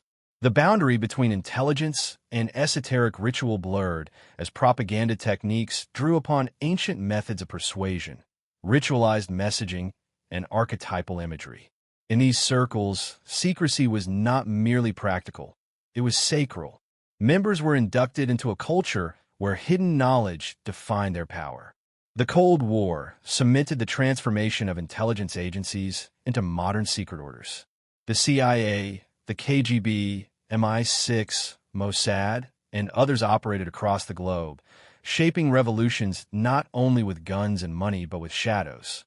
Coups in Iran, Guatemala, Chile. These were not spontaneous uprisings but orchestrated dramas, planned in hidden chambers far from the streets where blood was spilled.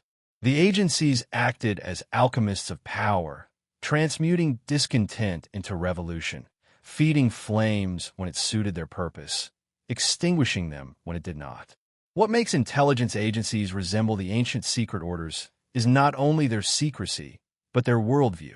They are built on the assumption that history is not what the masses see, but what is arranged behind the scenes. To enter such an organization is to be initiated into an inner circle where truth itself is compartmentalized, parceled out according to one's rank, as it was in the mystery schools of old. A field operative knows part of the plan, an analyst another, but only the high initiates, the directors and strategists, grasp the full vision. This is not unlike the initiatory degrees of Freemasonry, Rosicrucianism, or the Templar orders, where knowledge is revealed step by step, and the greatest secrets are kept for the few. Consider the ritualistic nature of intelligence training. Recruits are stripped of their former identities, indoctrinated with new codes, and sworn to oaths of silence that bind them even beyond death. They operate under symbols, passwords, and cryptic phrases. The very language of intelligence, classified, black ops, deep cover, is esoteric, designed to conceal meaning from outsiders while conferring power to the initiated. To the uninitiated, the CIA or the KGB is a bureaucracy. To those within, it is a brotherhood, an invisible society bound together by hidden truths. And revolutions in the 20th century cannot be separated from their hand. The 1953 coup in Iran, known as Operation Ajax, was orchestrated not by mobs of angry citizens alone, but by CIA officers working through intermediaries, bribing newspapers, hiring crowds, and destabilizing the government until the shock could return. In Guatemala, the CIA deployed psychological warfare, broadcasting fake reports of rebel victories until the elected government collapsed.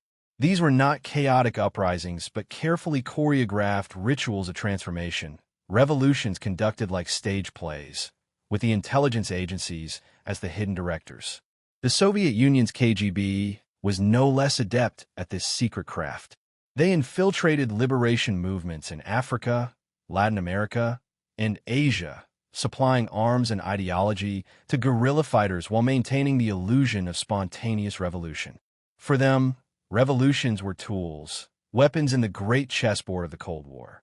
The CIA and the KGB became dueling secret orders, locked in a global struggle not unlike rival brotherhoods of old. each claiming to guide humanity toward its destiny while ensnaring nations in webs of secrecy and manipulation. But beyond geopolitics, there's a more subtle, almost esoteric dimension.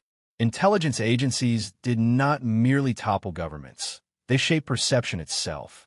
Psychological operations, propaganda campaigns, and disinformation were their true occult arts. They understood that revolutions begin not only in streets but in minds. By controlling narratives, by seeding myths, by weaponizing archetypes, they could reshape reality. In this sense, intelligence officers became modern magicians, their spells cast not with wands, but with newspapers, radio, and later television. The hidden hand moved not by brute force, but by bending the collective imagination of entire societies. This is why many researchers argue that intelligence agencies function as the inheritors of ancient secret traditions. Just as the mystery schools of Egypt and Greece claim to hold hidden truths about gods and destiny, so too do agencies hold secrets about power, technology, and the future. Just as the Templars guarded treasures of knowledge, modern intelligence guards vaults of classified information.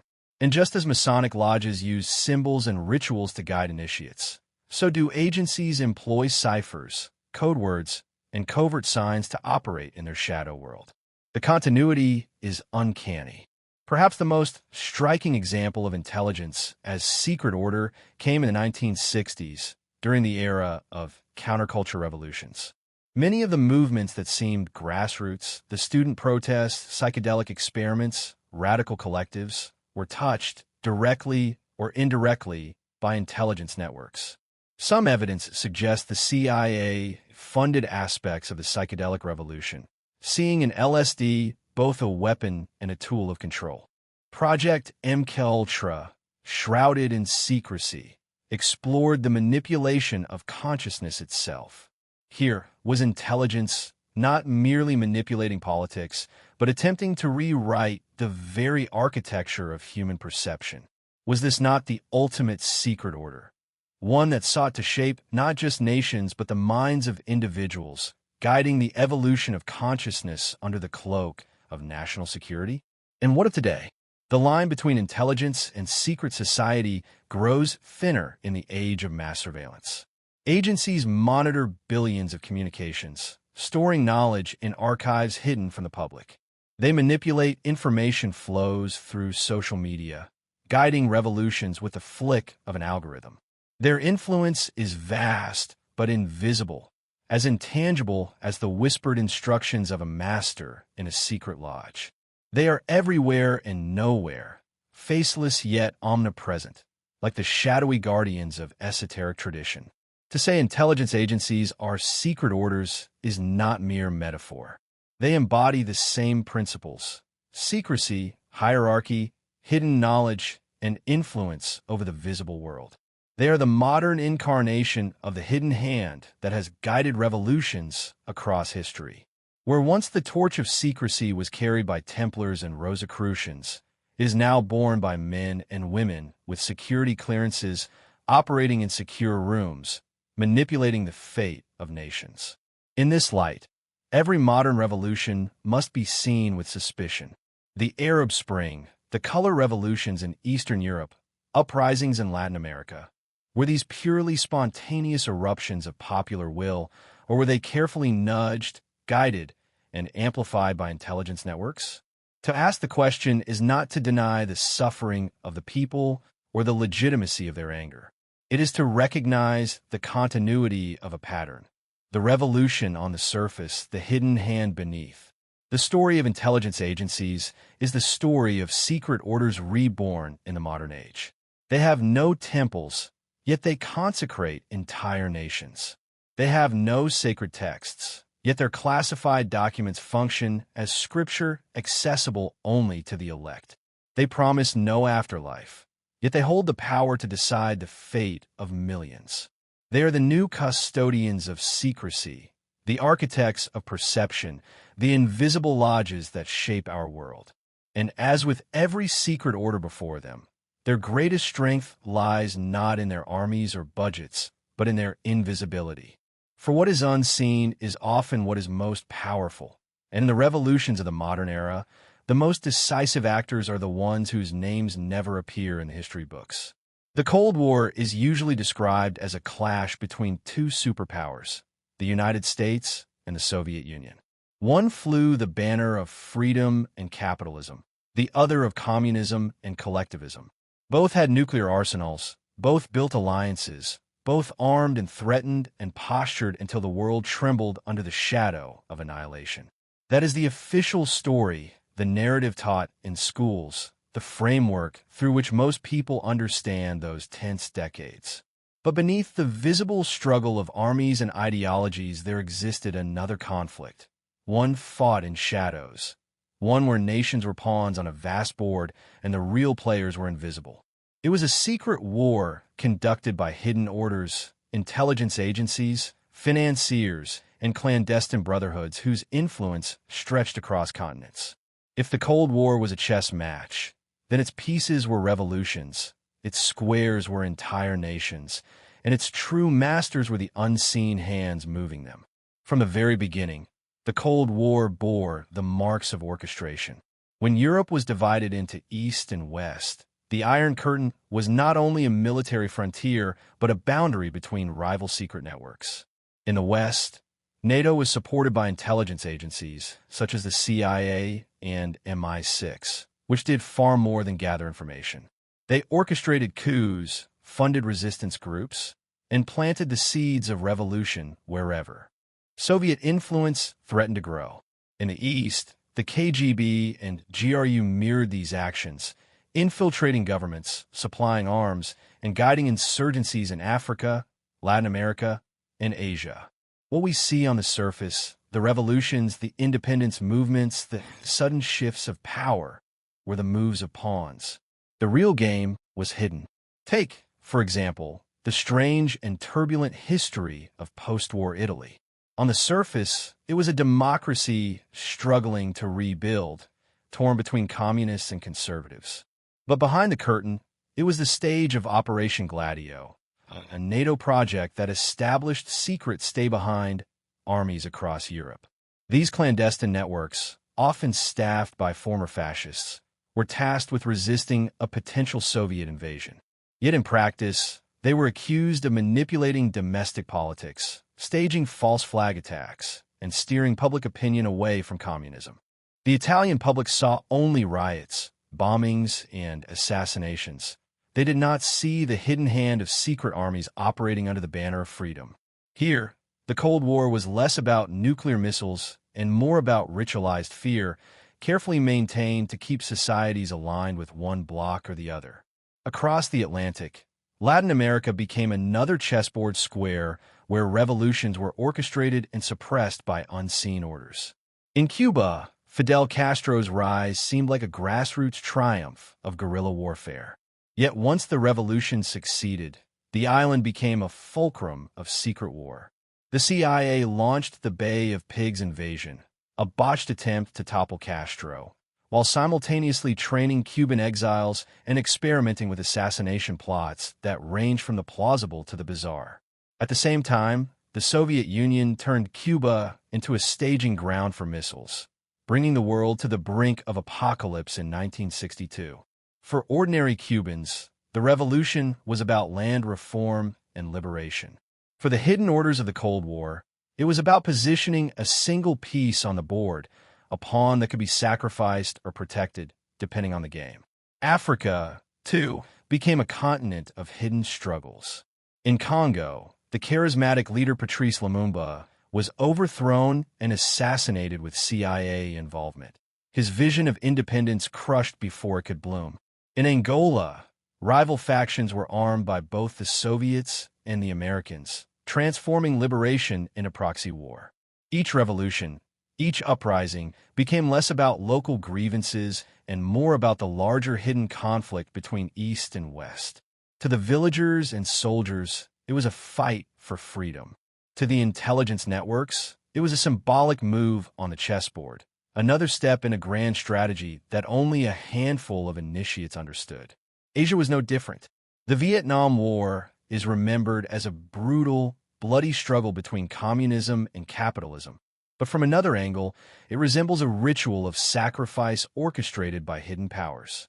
For 2 decades, the Vietnamese people were caught in a conflict that destroyed millions of lives, while agencies and secret orders tested strategies, technologies, and psychological operations.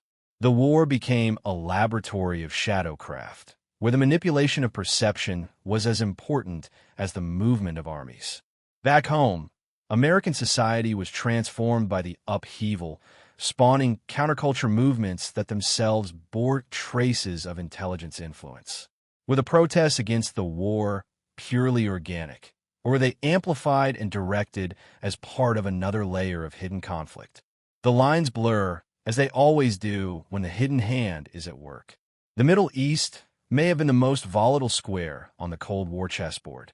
Revolutions erupted in Iran, Iraq, Afghanistan, each seemingly local, yet each entwined with secret orders. The 1953 coup in Iran, orchestrated by the CIA and MI6, toppled Prime Minister Mossadegh and restored the Shah, ensuring Western access to oil. In Afghanistan, the Soviet invasion of 1979 ignited a resistance movement armed and trained by the United States. The Mujahideen were cast as freedom fighters, but in retrospect, they were pawns in a game that would later give birth to new, unforeseen orders. In each case, the people believed they were fighting their own battles, but above them loomed the silhouettes of hidden players shaping the conflict's outcome.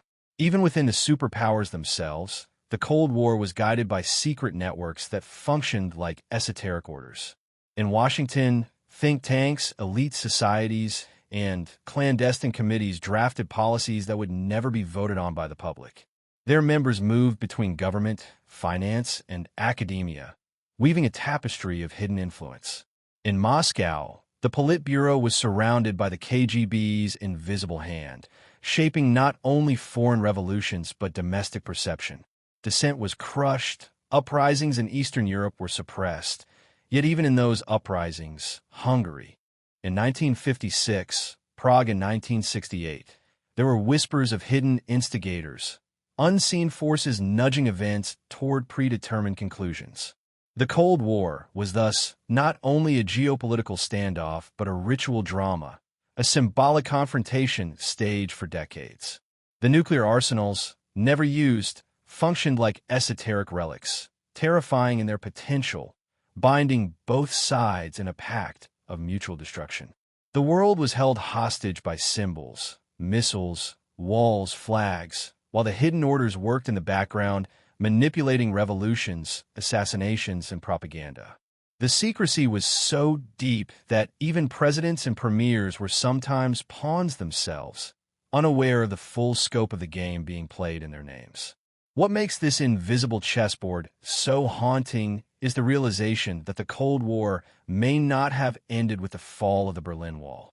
The structures of secrecy, the networks of manipulation, did not vanish. They merely shifted their focus. The revolutions of the 1980s and 1990s in Eastern Europe, celebrated as victories of freedom, were also guided by intelligence agencies, financiers, and NGOs with shadowy connections. The pattern remained: uprisings on the surface, hidden hands beneath.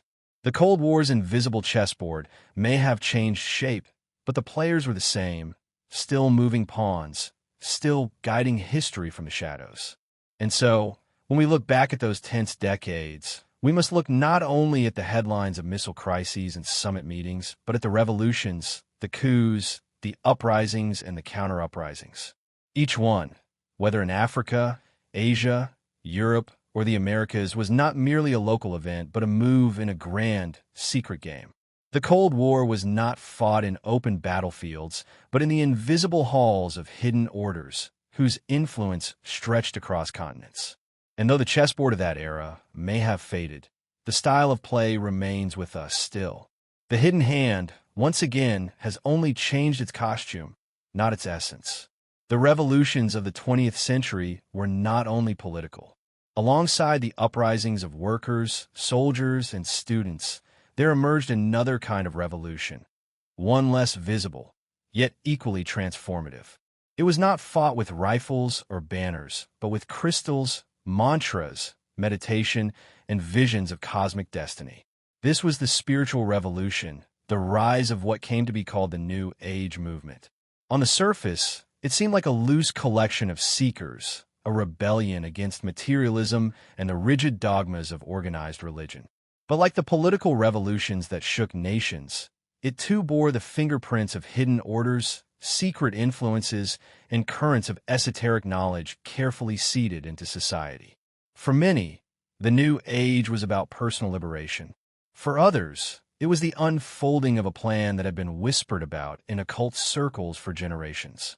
The roots of the New Age movement reach back into the 19th century, when theosophists like Helena Blavatsky began weaving together Eastern spirituality, Western mysticism, and apocalyptic prophecy. Blavatsky's The Secret Doctrine spoke of root races, cycles of evolution, and hidden masters guiding humanity. To her followers, this was not fantasy, but revelation. Societies like the Theosophical Society, the Hermetic Order of the Golden Dawn, and later the Anthroposophical Society became incubators for ideas that would eventually filter into the broader culture. These were secret orders in their own right, complete with initiations, rituals, and hidden teachings revealed only to the chosen. Their members believed they were preparing humanity for a coming age, a shift in consciousness as profound as any political revolution. By the mid-20th century, the seeds planted by these orders began to sprout. After the devastation of 2 world wars, a generation disillusioned with both politics and religion turned inward, searching for meaning in new directions. Eastern gurus arrived in the West, bringing yoga, meditation, and the promise of enlightenment. Psychologists like Carl Jung translated ancient symbols into the language of the unconscious, blending science with mysticism. In the 1960s, the counterculture erupted with a hunger for altered states of consciousness, fueled by psychedelics and spiritual experimentation. On the surface, it looked spontaneous, a grassroots rebellion against conformity. But beneath the surface, the same pattern of hidden hands emerges. Consider the curious role of intelligence agencies in the spiritual revolution. The CIA's experiments with LSD under Project MKUltra are now well documented. What began as an attempt to control minds through chemicals inadvertently, or perhaps intentionally, helped launch the psychedelic movement.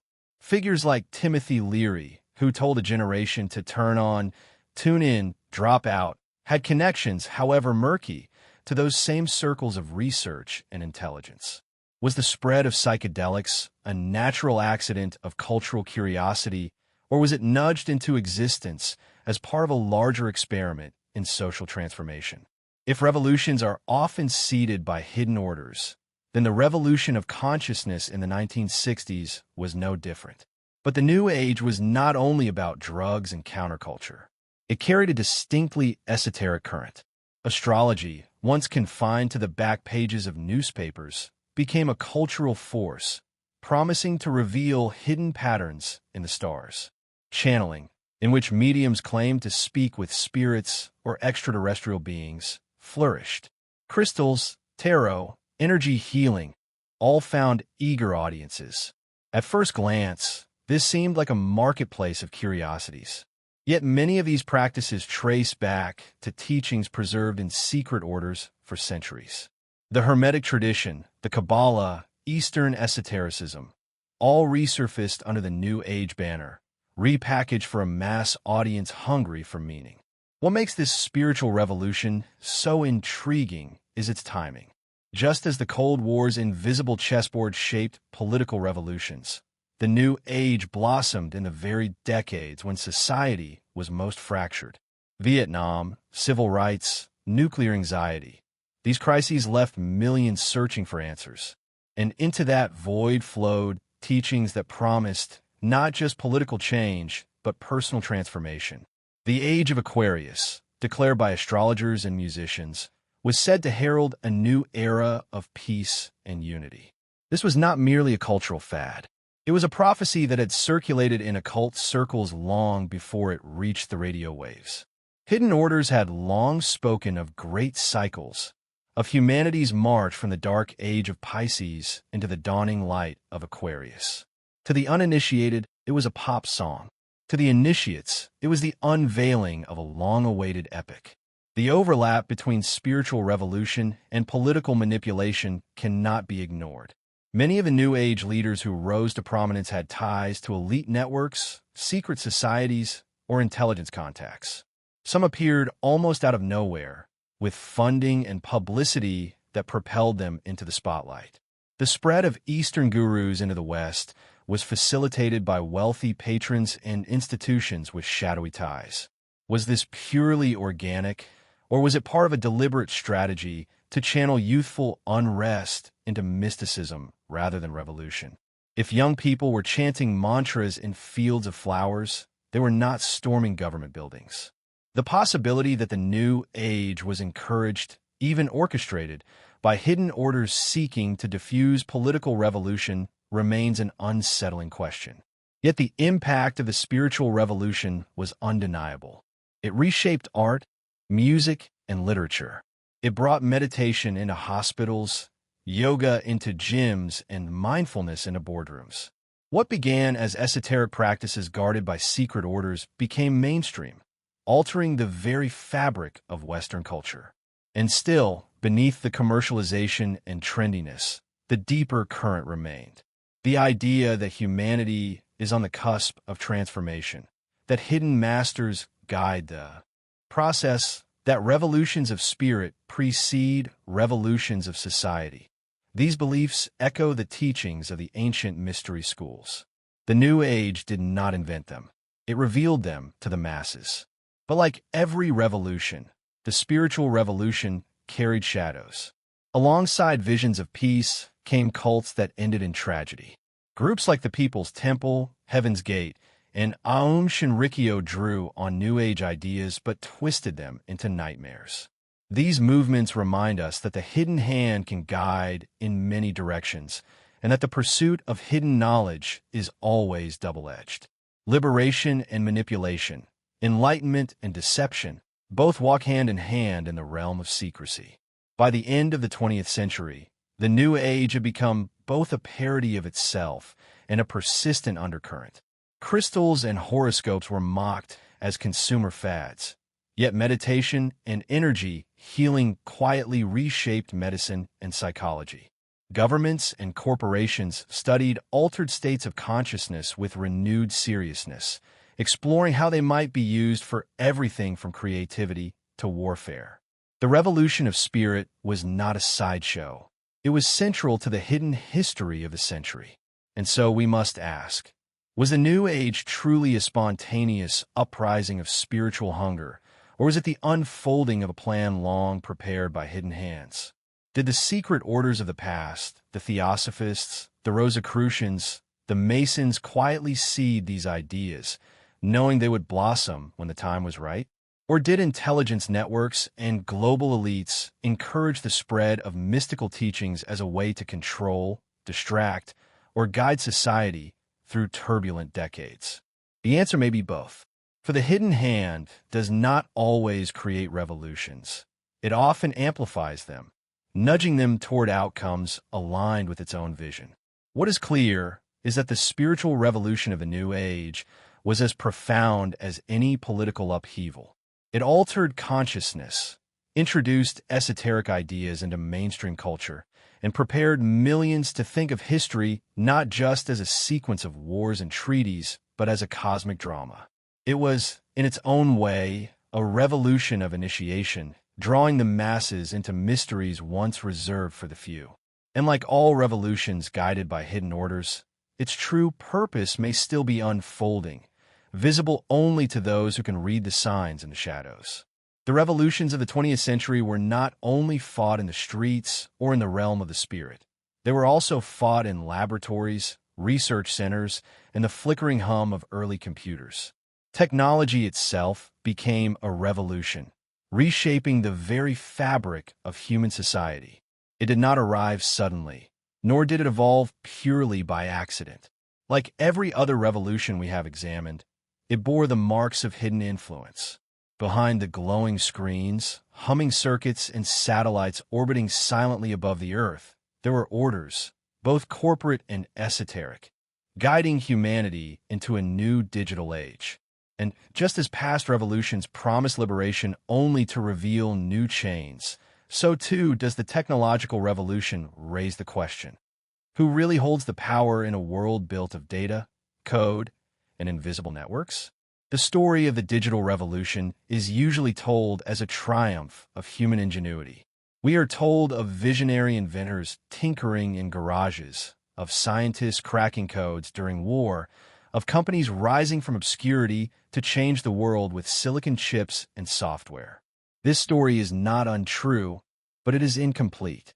From the beginning, technology was cultivated not merely for progress, but for power. The first computers were built in the service of governments, to crack enemy ciphers and calculate trajectories of missiles.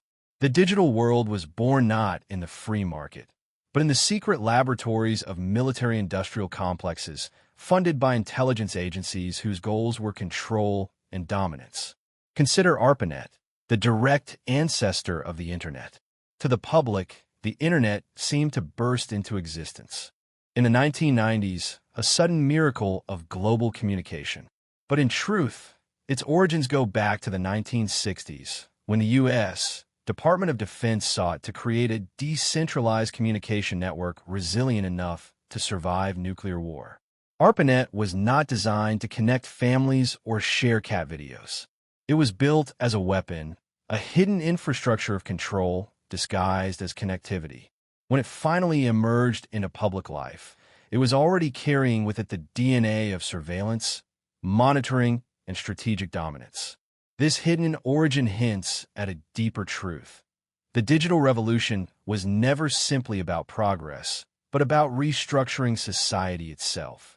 Every revolution has its slogans: liberty, equality, fraternity, land, bread, peace, freedom of the spirit. The digital revolution's slogan was connection, but behind that noble word lurked another: observation. With every message sent, every transaction recorded, every click tracked, humanity built a new panopticon, a prison of glass walls in which the watchers remained invisible. The promise was empowerment. The reality was a new order of control. The secret orders guiding this revolution were not necessarily cloaked in robes or gathered in candlelit chambers, though some may have been. More often, they wore the suits of Silicon Valley executives, the uniforms of military generals, or the casual hoodies of tech visionaries. Yet their function was the same as the hidden hands of centuries past: to direct the course of change, to conceal the true motives beneath the surface, to present innovation as liberation while ensuring dominance remained with the few. The rise of global tech corporations was not entirely organic. Many were seeded with military contracts, grants from government agencies, and investment from financiers who saw not only profit but power in the growing digital order. The personal computer, hailed as a tool of liberation, allowed individuals to access worlds of information. But it also allowed governments and corporations to gather more information about those individuals than had ever been possible before. The smartphone, celebrated as a miracle of convenience, became a pocket-sized surveillance device, recording location, habits, even voices and faces. Social media, ostensibly about connection and self-expression, became a tool for mass manipulation, shaping perception, opinion, and even political revolutions. Just as pamphlets and newspapers once carried revolutionary propaganda, so now memes and hashtags became weapons of influence. And behind the chaos of online movements lurked not only grassroots energy, but algorithmic nudges, bot armies, and shadow campaigns run by unseen hands. One cannot examine the digital revolution without confronting the mysteries of cyber warfare. Just as past revolutions were funded, infiltrated, or crushed by hidden orders, so too are modern digital movements. Hackers appear like ghosts, anonymous collectives claim responsibility for leaks, and whistleblowers reveal vast programs of surveillance. Yet even here, the lines blur. Are these movements truly independent? or are they pawns in a game of higher stakes? When classified documents are leaked, they reveal hidden truths, but they also reshape public perception in ways that benefit certain powers. When a virus cripples infrastructure in one nation, another stands silently by, benefiting from the chaos. The digital battlefield is invisible, yet no less real, and once again, it is the hidden hand that arranges the moves. Some researchers have even suggested that the digital revolution was anticipated, or perhaps even planned, by esoteric orders long before it emerged. The idea of a world brain, a collective consciousness linked by invisible channels, was proposed by thinkers in the early 20th century who moved in occult circles. Theosophists spoke of an Akashic record, an ethereal library where all knowledge could be accessed by the initiated. In a strange way, the internet resembles this prophecy, a vast web where knowledge and illusion intermingle, accessible to all yet truly controlled by those who master its hidden architecture. Was the internet merely an invention of engineers, or the manifestation of a vision seated in the collective mind by secret masters? The parallels are too striking to ignore. Artificial intelligence, the most recent and perhaps most profound chapter in this revolution, carries its own mysteries. On the surface, it is the culmination of decades of research, machines that can think, learn, and create. But behind the headlines lies a darker question. Whose intelligence is being encoded into these systems? Algorithms reflect the values of their creators, and their creators are often connected to governments, corporations, or orders with agendas hidden from the public eye. As AI grows more powerful, shaping economies, warfare, and even personal decisions, it becomes the ultimate hidden hand, guiding humanity not through overt revolutions, but through silent nudges of probability and suggestion. The danger is not that AI will rebel, but that it will serve as the perfect instrument for those who already move unseen behind a veil. The digital revolution, then, is both miracle and curse, liberation and enslavement. It allows a voice to the voiceless, yet drowns them in an ocean of noise. It offers access to infinite knowledge, yet buries truth beneath layers of misinformation. It connects billions across the globe, yet isolates them in curated bubbles of thought. Like every revolution, it carries within it the fingerprints of hidden orders, those who guide, manipulate, and benefit from its unfolding. And as we stand now in the 21st century, it becomes clear that the digital revolution is not an event of the past, but an ongoing transformation. Just as the printing press unleashed centuries of upheaval, so too will the technologies of code, data, and networks shape centuries to come. The question is not whether the hidden hand guides this revolution, but who wields it and to what end. For in a world built on invisible connections, the power to remain unseen is the greatest power of all. For hours we have traveled through the corridors of history, peering into revolutions that seemed, at first glance, spontaneous and organic. We have walked alongside peasants rising against kings, students filling the streets, prophets speaking of a new age, and inventors tinkering with machines that reshaped the world. Yet in every instance, shadows lingered. The hidden hand seemed always to be there, sometimes faint, sometimes unmistakably present, nudging, guiding, or seizing control of movements that changed the destiny of nations. And now we must ask the most unsettling question of all. Are these hands many, belonging to rival secret orders, or do they ultimately belong to one? Do all roads of revolution, whether political, spiritual, or technological, lead back to the same source, the same invisible architect of history? The mainstream historian will dismiss such a question as paranoia. Revolutions, they insist, are complex, messy affairs driven by social pressures, economic crises, and human ambition. There is truth in this. But what if these visible factors are only the surface, the sparks and smoke that distract from the machinery below? What if revolutions are less like wildfires and more like controlled burns, carefully lit sustained, and extinguished according to the designs of a hidden order that thrives on cycles of destruction and renewal. In this vision of history, nothing is purely accidental. Every collapse and every rebirth is part of a ritualized drama, staged for purposes that most of humanity cannot see. The evidence for such a pattern is haunting in its consistency.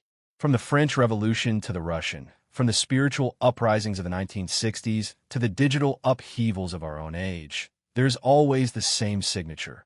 Symbols borrowed from the ancient mysteries, networks of elites meeting in secrecy, and outcomes that paradoxically serve the interests of those who seemed least likely to benefit. The guillotine swept away kings, but bankers emerged more powerful than ever. Bolshevism toppled aristocracy, yet installed a new hierarchy of the party that mirrored the old in its command of power. The counterculture promised liberation, yet produced new forms of control, from mass media manipulation to surveillance. Even the digital revolution, hailed as grassroots, has centralized authority into the hands of corporations that seem to operate above governments. Different ages, different slogans, yet the same pattern. Upheaval that redistributes power, but rarely in the direction the people intended. To see the pattern more clearly, we must set aside the details of each revolution and view them as movements in a symphony. Each revolution is like a movement in a grand composition, building tension, introducing themes, repeating motifs across centuries. The French Revolution emphasized the destruction of monarchy. The Russian Revolution emphasized the destruction of aristocracy and capitalism. The spiritual revolutions emphasized the destruction of religious orthodoxy. The technological revolution emphasizes the destruction of privacy and boundaries. Taken together, they're stages in a process, one that seems designed to dismantle every old order until only one remains. Could it be that all these revolutions are rehearsals, each tearing down a pillar of human society to prepare for a final unveiling, a final order hidden in plain sight? Secret orders themselves have long spoken of such a design. Masonic lodges, with their symbolism of rebuilding Solomon's temple, speak of tearing down the imperfect to build the perfected. The Rosicrucians whispered of a coming reformation that would unite science, spirit, and politics under a single banner. The Theosophists envisioned humanity evolving into a higher root race under the guidance of hidden masters. Even modern technologists speak of singularities, moments when history will converge into a transformation beyond recognition. The language differs, but the underlying idea is the same. Humanity is being guided or driven toward a destination known only to those behind the veil. If all revolutions are stages of one design, then the hidden hand is not merely reacting to events, but orchestrating them. And here the question becomes even darker. What is the ultimate goal of this orchestration? Is it the liberation of humanity, the long-awaited dawn of enlightenment? Or is it the consolidation of control, a prison so vast and seamless that no one even recognizes its walls? The ambiguity of the hidden hand is precisely what makes it so effective. It always cloaks its intentions in the rhetoric of liberation. Liberty, equality, fraternity, peace, land, bread, freedom of spirit, connection, and progress. Each slogan conceals the deeper reality that power does not dissolve. It merely changes form, and often it concentrates. And yet, even as we consider the possibility of one hidden hand, we cannot ignore the rivalries and conflicts that also shape the hidden world. The struggle between East and West during the Cold War, the feuds between different esoteric orders, the competing agendas of corporate, religious, and mystical networks. These suggest not a monolith, but a labyrinth. Perhaps there is not one hidden hand, but many, each vying for the same prize, each using revolutions as weapons against one another. In this view, humanity becomes the battlefield, caught between titans who wage wars across centuries, using symbols and ideologies as their swords. And yet, a third possibility emerges, one more unsettling still. What if these rivalries are themselves part of the design? What if the appearance of conflict among hidden orders is simply another layer of illusion, a dialectic meant to drive history forward? If thesis and antithesis are always staged, then the synthesis is inevitable, predetermined. In such a case, even the hidden orders may be pawns, serving a force deeper and older than themselves. Here, history begins to resemble not only politics, but myth, as if some archetypal drama is unfolding through us, with humanity cast as the unwitting actors. The climactic unveiling, then, is not merely the realization that revolutions are guided by secret orders. It is the recognition that all revolutions may be chapters of the same story, directed toward an end we cannot yet see. Whether that end is the unification of humanity under a single enlightened order or the subjugation of humanity under a hidden tyranny remains the unanswered question. Perhaps it is both at once, for every revolution has always carried within it the paradox of liberation and control, freedom and chains, light and shadow. At this point, the viewer may feel a sense of unease, as if the ground of history has shifted beneath their feet. For if all revolutions are guided, then where is the realm of genuine freedom? If every uprising is infiltrated, every spiritual awakening monitored, every technology embedded with hidden designs, then can humanity ever escape the hidden hand? Or is the hidden hand simply part of the human condition itself? The shadow of our collective psyche, manifesting in institutions, orders, and technologies that we ourselves create, only to lose control of them. This is the climax of our journey. The confrontation with the possibility that history, in all its chaos, may be less chaotic than we thought. The revolutions that seem to erupt from nowhere may be pieces in a vast tapestry, threads woven with deliberate care across centuries. Whether by a single order, by many competing hands, or by forces beyond human comprehension, the result is the same. Humanity marches toward a destination that has been hidden in plain sight all along. And as we stand at the threshold of the 21st century, with spiritual revolutions fading into digital ones, and with whispers of artificial intelligence, global governance, and transhumanist dreams on the horizon, the question becomes urgent. Will the unveiling reveal a world of unprecedented freedom or one of absolute control? Will we awaken to find the hidden hand guiding us toward enlightenment, or discover that we have been led into a labyrinth from which there is no exit? The answer remains hidden, but the patterns of the past suggest that the unveiling, when it comes, will not be what we expect.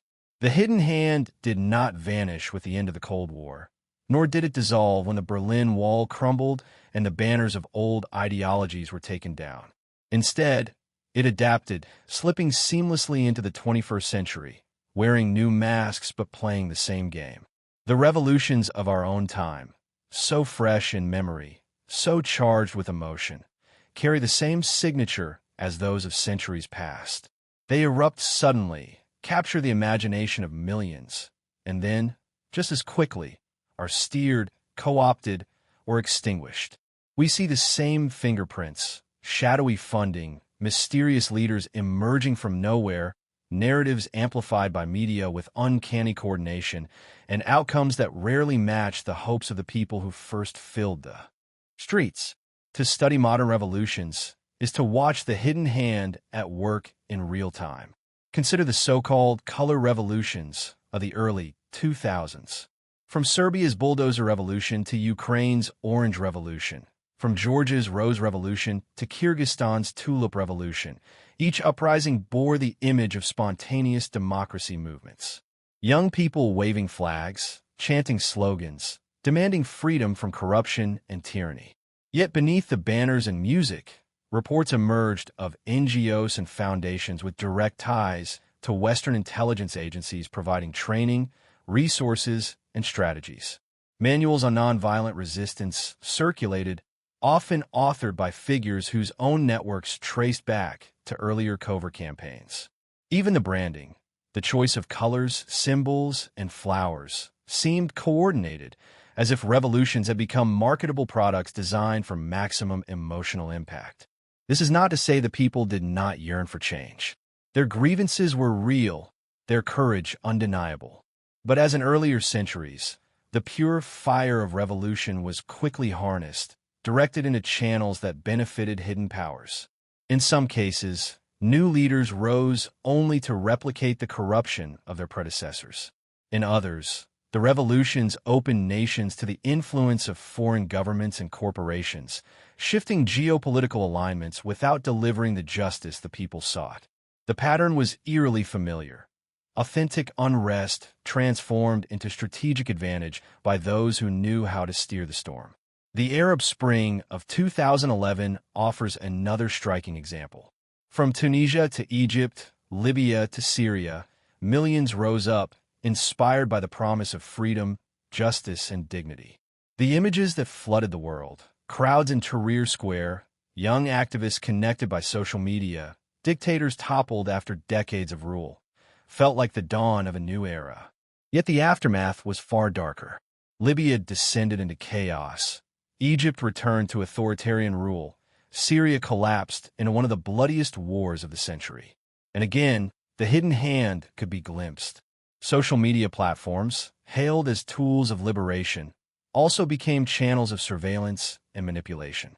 Arms flowed mysteriously into rebel groups. Intelligence agencies whispered in the background, sometimes supporting movements, sometimes undermining them. The Arab Spring did not end oppression. It reshaped the map, destabilized regimes, and opened doors to new forms of control. The role of technology in these modern revolutions cannot be ignored. Where pamphlets once spread revolutionary ideas, tweets and videos now ignite mass movements. But who controls the platforms on which these revolutions unfold? Algorithms decide what information rises and what sinks. Companies with opaque ties to governments manage the digital public square. In Hong Kong, protesters used encrypted apps to organize, only to find themselves targeted by advanced surveillance systems. In Iran, internet blackouts revealed how fragile the digital lifeline could be when authorities, and perhaps the hidden hand behind them, decided to silence dissent. Technology, once hailed as a tool of liberation, has become the new battlefield where revolutions are won or lost, often before they even begin. Even in the heart of the Western world, movements emerge that reveal the same pattern of guidance and distortion. The Occupy movement of 2011 began with a clear cry: "We are the 99." It sought to expose economic inequality and the domination of society by financial elites.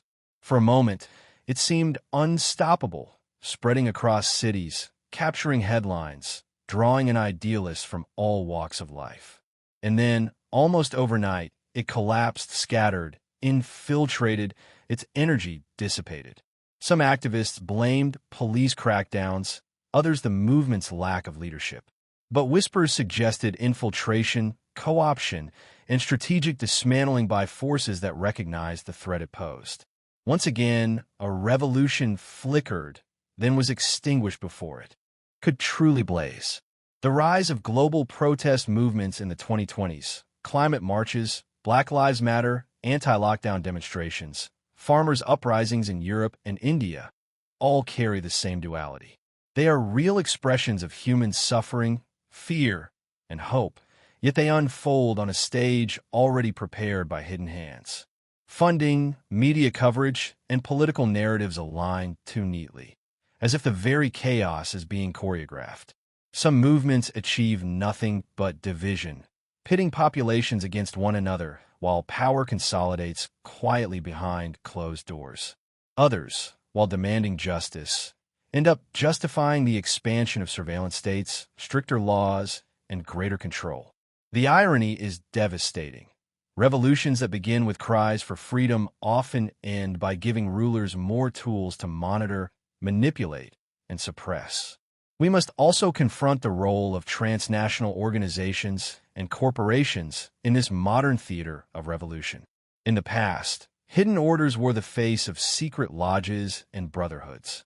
Today, they were the face of philanthropic foundations, think tanks, and multinational companies whose influence transcends national borders. When protests erupt, these entities appear in the background, funding initiatives, shaping narratives, or offering assistance that comes with invisible strings. The globalization of revolution reflects the globalization of power itself. No longer confined to courts or parliaments, the hidden hand moves across continents with ease, using networks of money, media, and technology to bend events toward its vision. But here we reach the heart of the matter.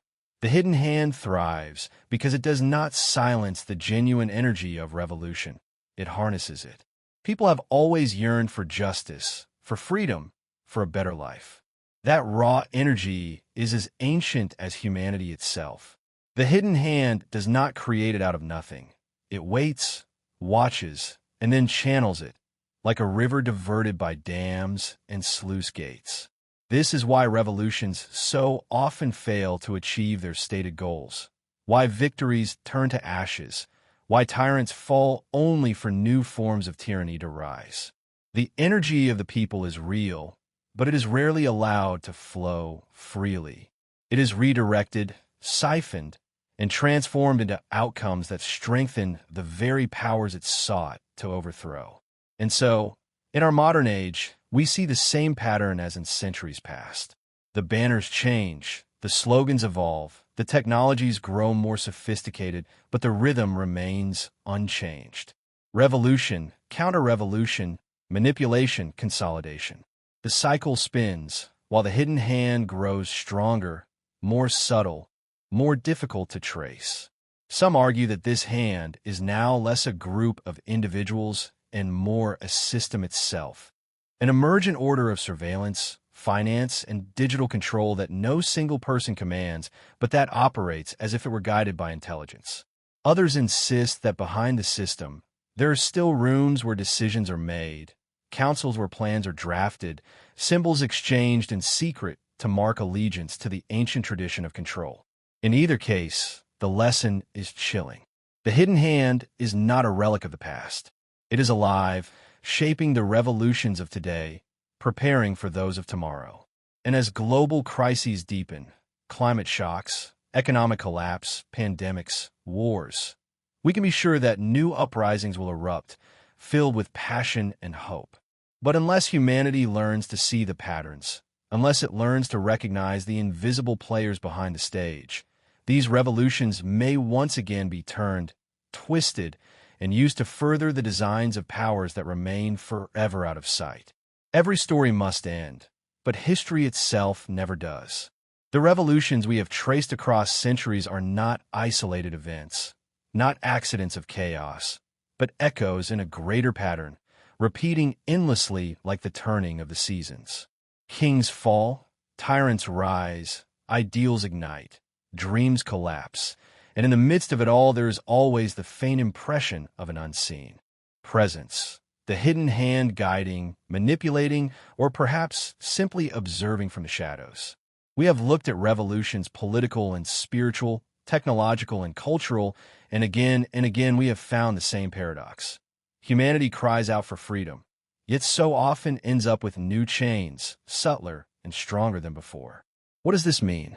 Is freedom itself an illusion, or is it a prize forever contested, forever at risk of being stolen by those who know how to work in the dark?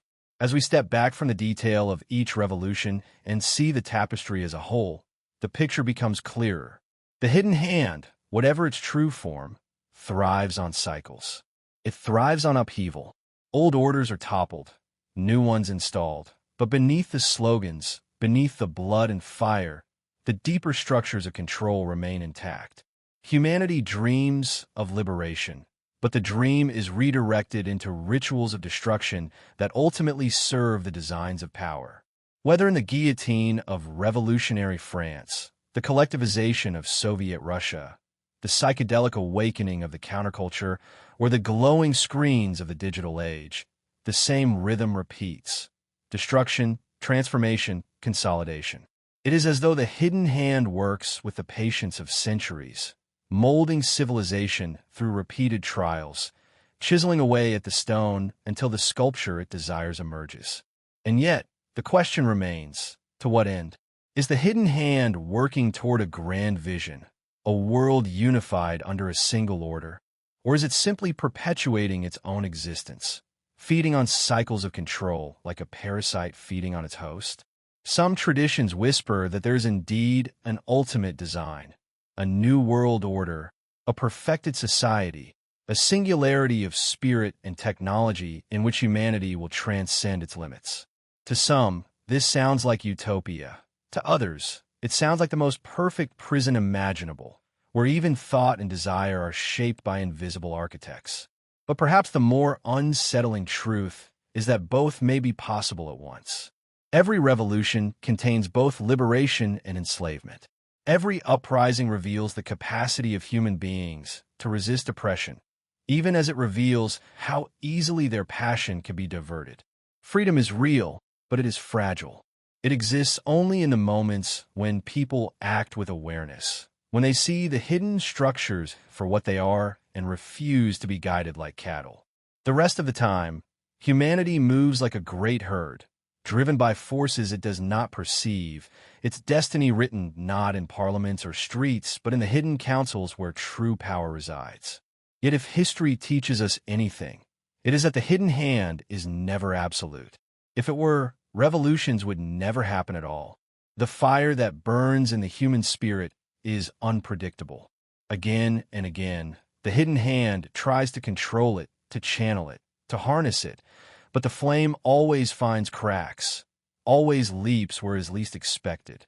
Revolutions may be co-opted, but they are also unpredictable storms. Leaders rise who cannot be controlled. Ideas spread that were never meant to.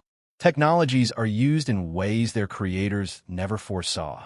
Even the most perfect system cannot extinguish the spark of freedom entirely. This eternal dance between control and resistance, between hidden orders and human spirit, is the true story of history. Perhaps this is why ancient myths so often describe gods and tricksters who shape human destiny, while mortals struggle to assert their own will. The myths may be metaphors, but they are also maps of a reality we still live in. The hidden hand is the modern face of those archetypal forces, always present, always powerful, yet never invincible.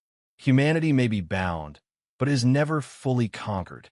There is always the chance, faint, fleeting, that a revolution will truly break free of the pattern, that the hidden hand will falter, that freedom will blaze in its purest form, if only for a moment. And so, as we close this journey, we are left not with certainty, but with questions. The hidden hand exists. Of this there can be little doubt, if one has the courage to trace its patterns through history. But what it is, whether a cabal of elites, a system of control, or even a force beyond human comprehension, remains veiled. Its goal, too, is uncertain. Enlightenment or enslavement, evolution or imprisonment, or perhaps a strange mixture of all. What is certain is that humanity stands always at a crossroads. Every revolution is an opportunity as well as a trap. Every uprising is both a path to liberation and a ritual of control. To see the pattern is not to escape it, but it is the first step. For the hidden hand thrives on blindness, on ignorance, on the inability of the masses to recognize that their movements are being guided. Awareness is its enemy, just as apathy is its ally. If we can see the hand, even faintly, then we can resist its pull. If we can remember that freedom is not given by revolutions, but earned in the daily struggle to remain awake, then perhaps history need not always repeat itself. Imagine, then, a future where revolutions are not hijacked, where the flame of human aspiration is not diverted but allowed to burn freely. It would be chaotic, unpredictable, dangerous, but would also be real. It would be ours. And maybe this is the truest lesson of the hidden hand, that freedom will never come from those who promise it in grand slogans, from the orders that work in secret, or from the technologies that claim to liberate. It can only come from individuals and communities who see clearly, who act with awareness, and who refuse to let their spirit be guided by invisible strings. The dance between hidden orders and human freedom will never end. It is eternal, woven into the very fabric of our history. But within that dance, there are moments, brief, luminous, when the music shifts, when a hidden hand falters, and when the people, for a heartbeat, move freely on their own. Those moments are rare, but they're the light by which civilizations are remembered. They are the true revolutions, the ones that live not in slogans or governments, but in the unyielding refusal of human beings to bow to the shadows. And so the story continues. The hidden hand will play its games, weaving its designs across nations and centuries. But humanity, restless and unbroken, will continue to rise, to resist, to dream of freedom. Perhaps, in the end, that is the greatest secret of all, that no matter how strong the hidden hand may be, it will always need the fire of the human spirit to fuel its revolutions. And that fire, though dimmed, though diverted, never goes out. It waits, patient, eternal, for the moment when the hand that sought to control it loses its grip. Then, once again, the cycle will begin, not as the hidden hand intended, but as humanity demands. History is not merely the record of what has been. It is also a mirror of what is yet to come. When we step back and look upon the long trail of revolutions, conspiracies, and whispered orders that we have traced, it becomes impossible not to sense an almost prophetic rhythm at work, a cycle that repeats with eerie consistency. Ancient seers spoke of great ages of humanity, of golden dawns followed by iron nights, of rises and falls that were not random, but woven into the very fabric of time itself. If the hidden hand exists in every era, then perhaps it too is bound within this cycle, forever manipulating, forever guiding, but never fully escaping the destiny that all things must eventually face. Civilizations, from Mesopotamia to the Vedas of India, left cryptic warnings that every age ends in fire or flood, in chaos or collapse, only to begin anew. The Egyptians believed history was not a straight line, but a serpent eating its tail, the Ouroboros that endlessly devours and regenerates itself. In this light, revolutions are not mere accidents of politics. They're the turning of that serpent, the moments when one skin is shed so another may emerge. And the hidden hand? It is the priesthood of that serpent, the keeper of knowledge across ages, ensuring that as each cycle unfolds, power remains in familiar hands. But if this is true, then we are left with a haunting question. What cycle are we in now? The revolutions of the last century, the uprisings of the present day, the technological upheavals that alter the very way we think and breathe. Do these mark the twilight of an old age or the dawn of a new one? Some esoteric traditions suggest we are in the Kali Yuga, the Dark Age, a time when deception reigns, when the hidden hand achieves its greatest mastery by convincing humanity that it no longer exists.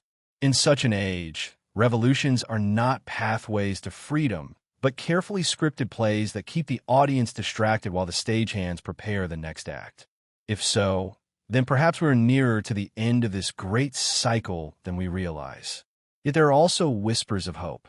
Prophets and mystics across cultures spoke not only of decline, but of renewal. After every dark age comes a rebirth. After every iron night comes a golden dawn.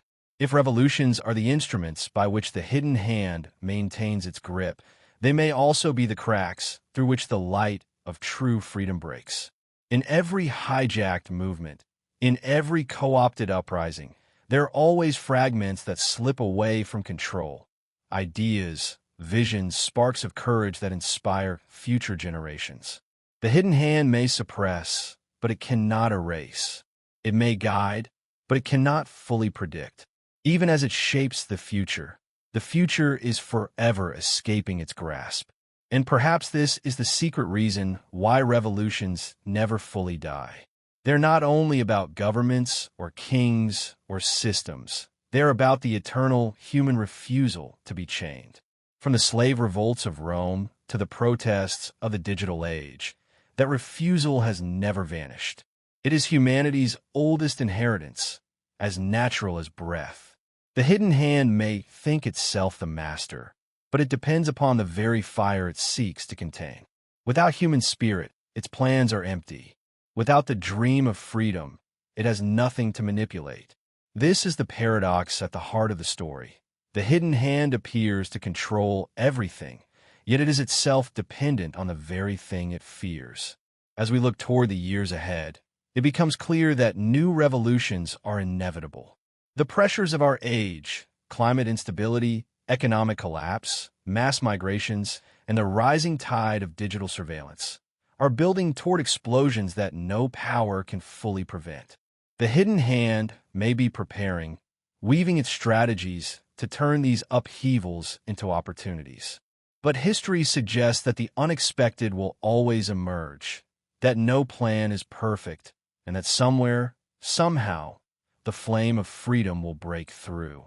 It may be small at first, unseen by the masses, dismissed as irrelevant. But every great fire begins with a spark. What then is the legacy of the hidden hand? It is both a warning and a challenge. It warns us that no revolution is pure, that every cry for freedom risks being redirected, that power waits in the shadows to claim the spoils. But it also challenges us to look deeper, to refuse the easy narratives, to question the movements we join and the leaders we follow. The hidden hand thrives on blindness. Its greatest weapon is not violence, but invisibility. To see it, even faintly, is to weaken its hold. And to act with awareness, to live with vigilance, is perhaps the only true revolution that can never be hijacked. There are those who believe prophecy is destiny, that the cycles of history are inescapable, that the hidden hand will always return like a shadow at the edge of the firelight. But prophecy can also serve as a map, not a prison. If we know the cycle, we can prepare for its turning. If we know the shadow, we can guard against it. The legacy of the hidden hand is not only darkness. It is also the revelation of how power operates, how easily freedom is stolen, how fragile the dream of liberation truly is. And in that revelation lies the possibility of change. So, perhaps the final word is not despair, but vigilance. Perhaps the true revolution is not in the streets, not in the palaces, but in the mind and the heart. To refuse the illusion, to see the pattern, to keep the flame of awareness alive. That is the act of defiance that the hidden hand cannot easily suppress. And if enough people hold that flame, if enough sparks ignite, then maybe the next revolution will not repeat the cycle. Maybe, just maybe it will break it. The dance continues. The serpent turns. The hidden hand moves silently in the dark. But so too does the fire of human freedom. And as long as that fire burns, however dimly, the story is not yet finished. The final act has not yet been written. The question is not whether the hidden hand will rise again. It always does. The question is whether this time, when the revolution comes, we will finally see it for what it is and choose another path.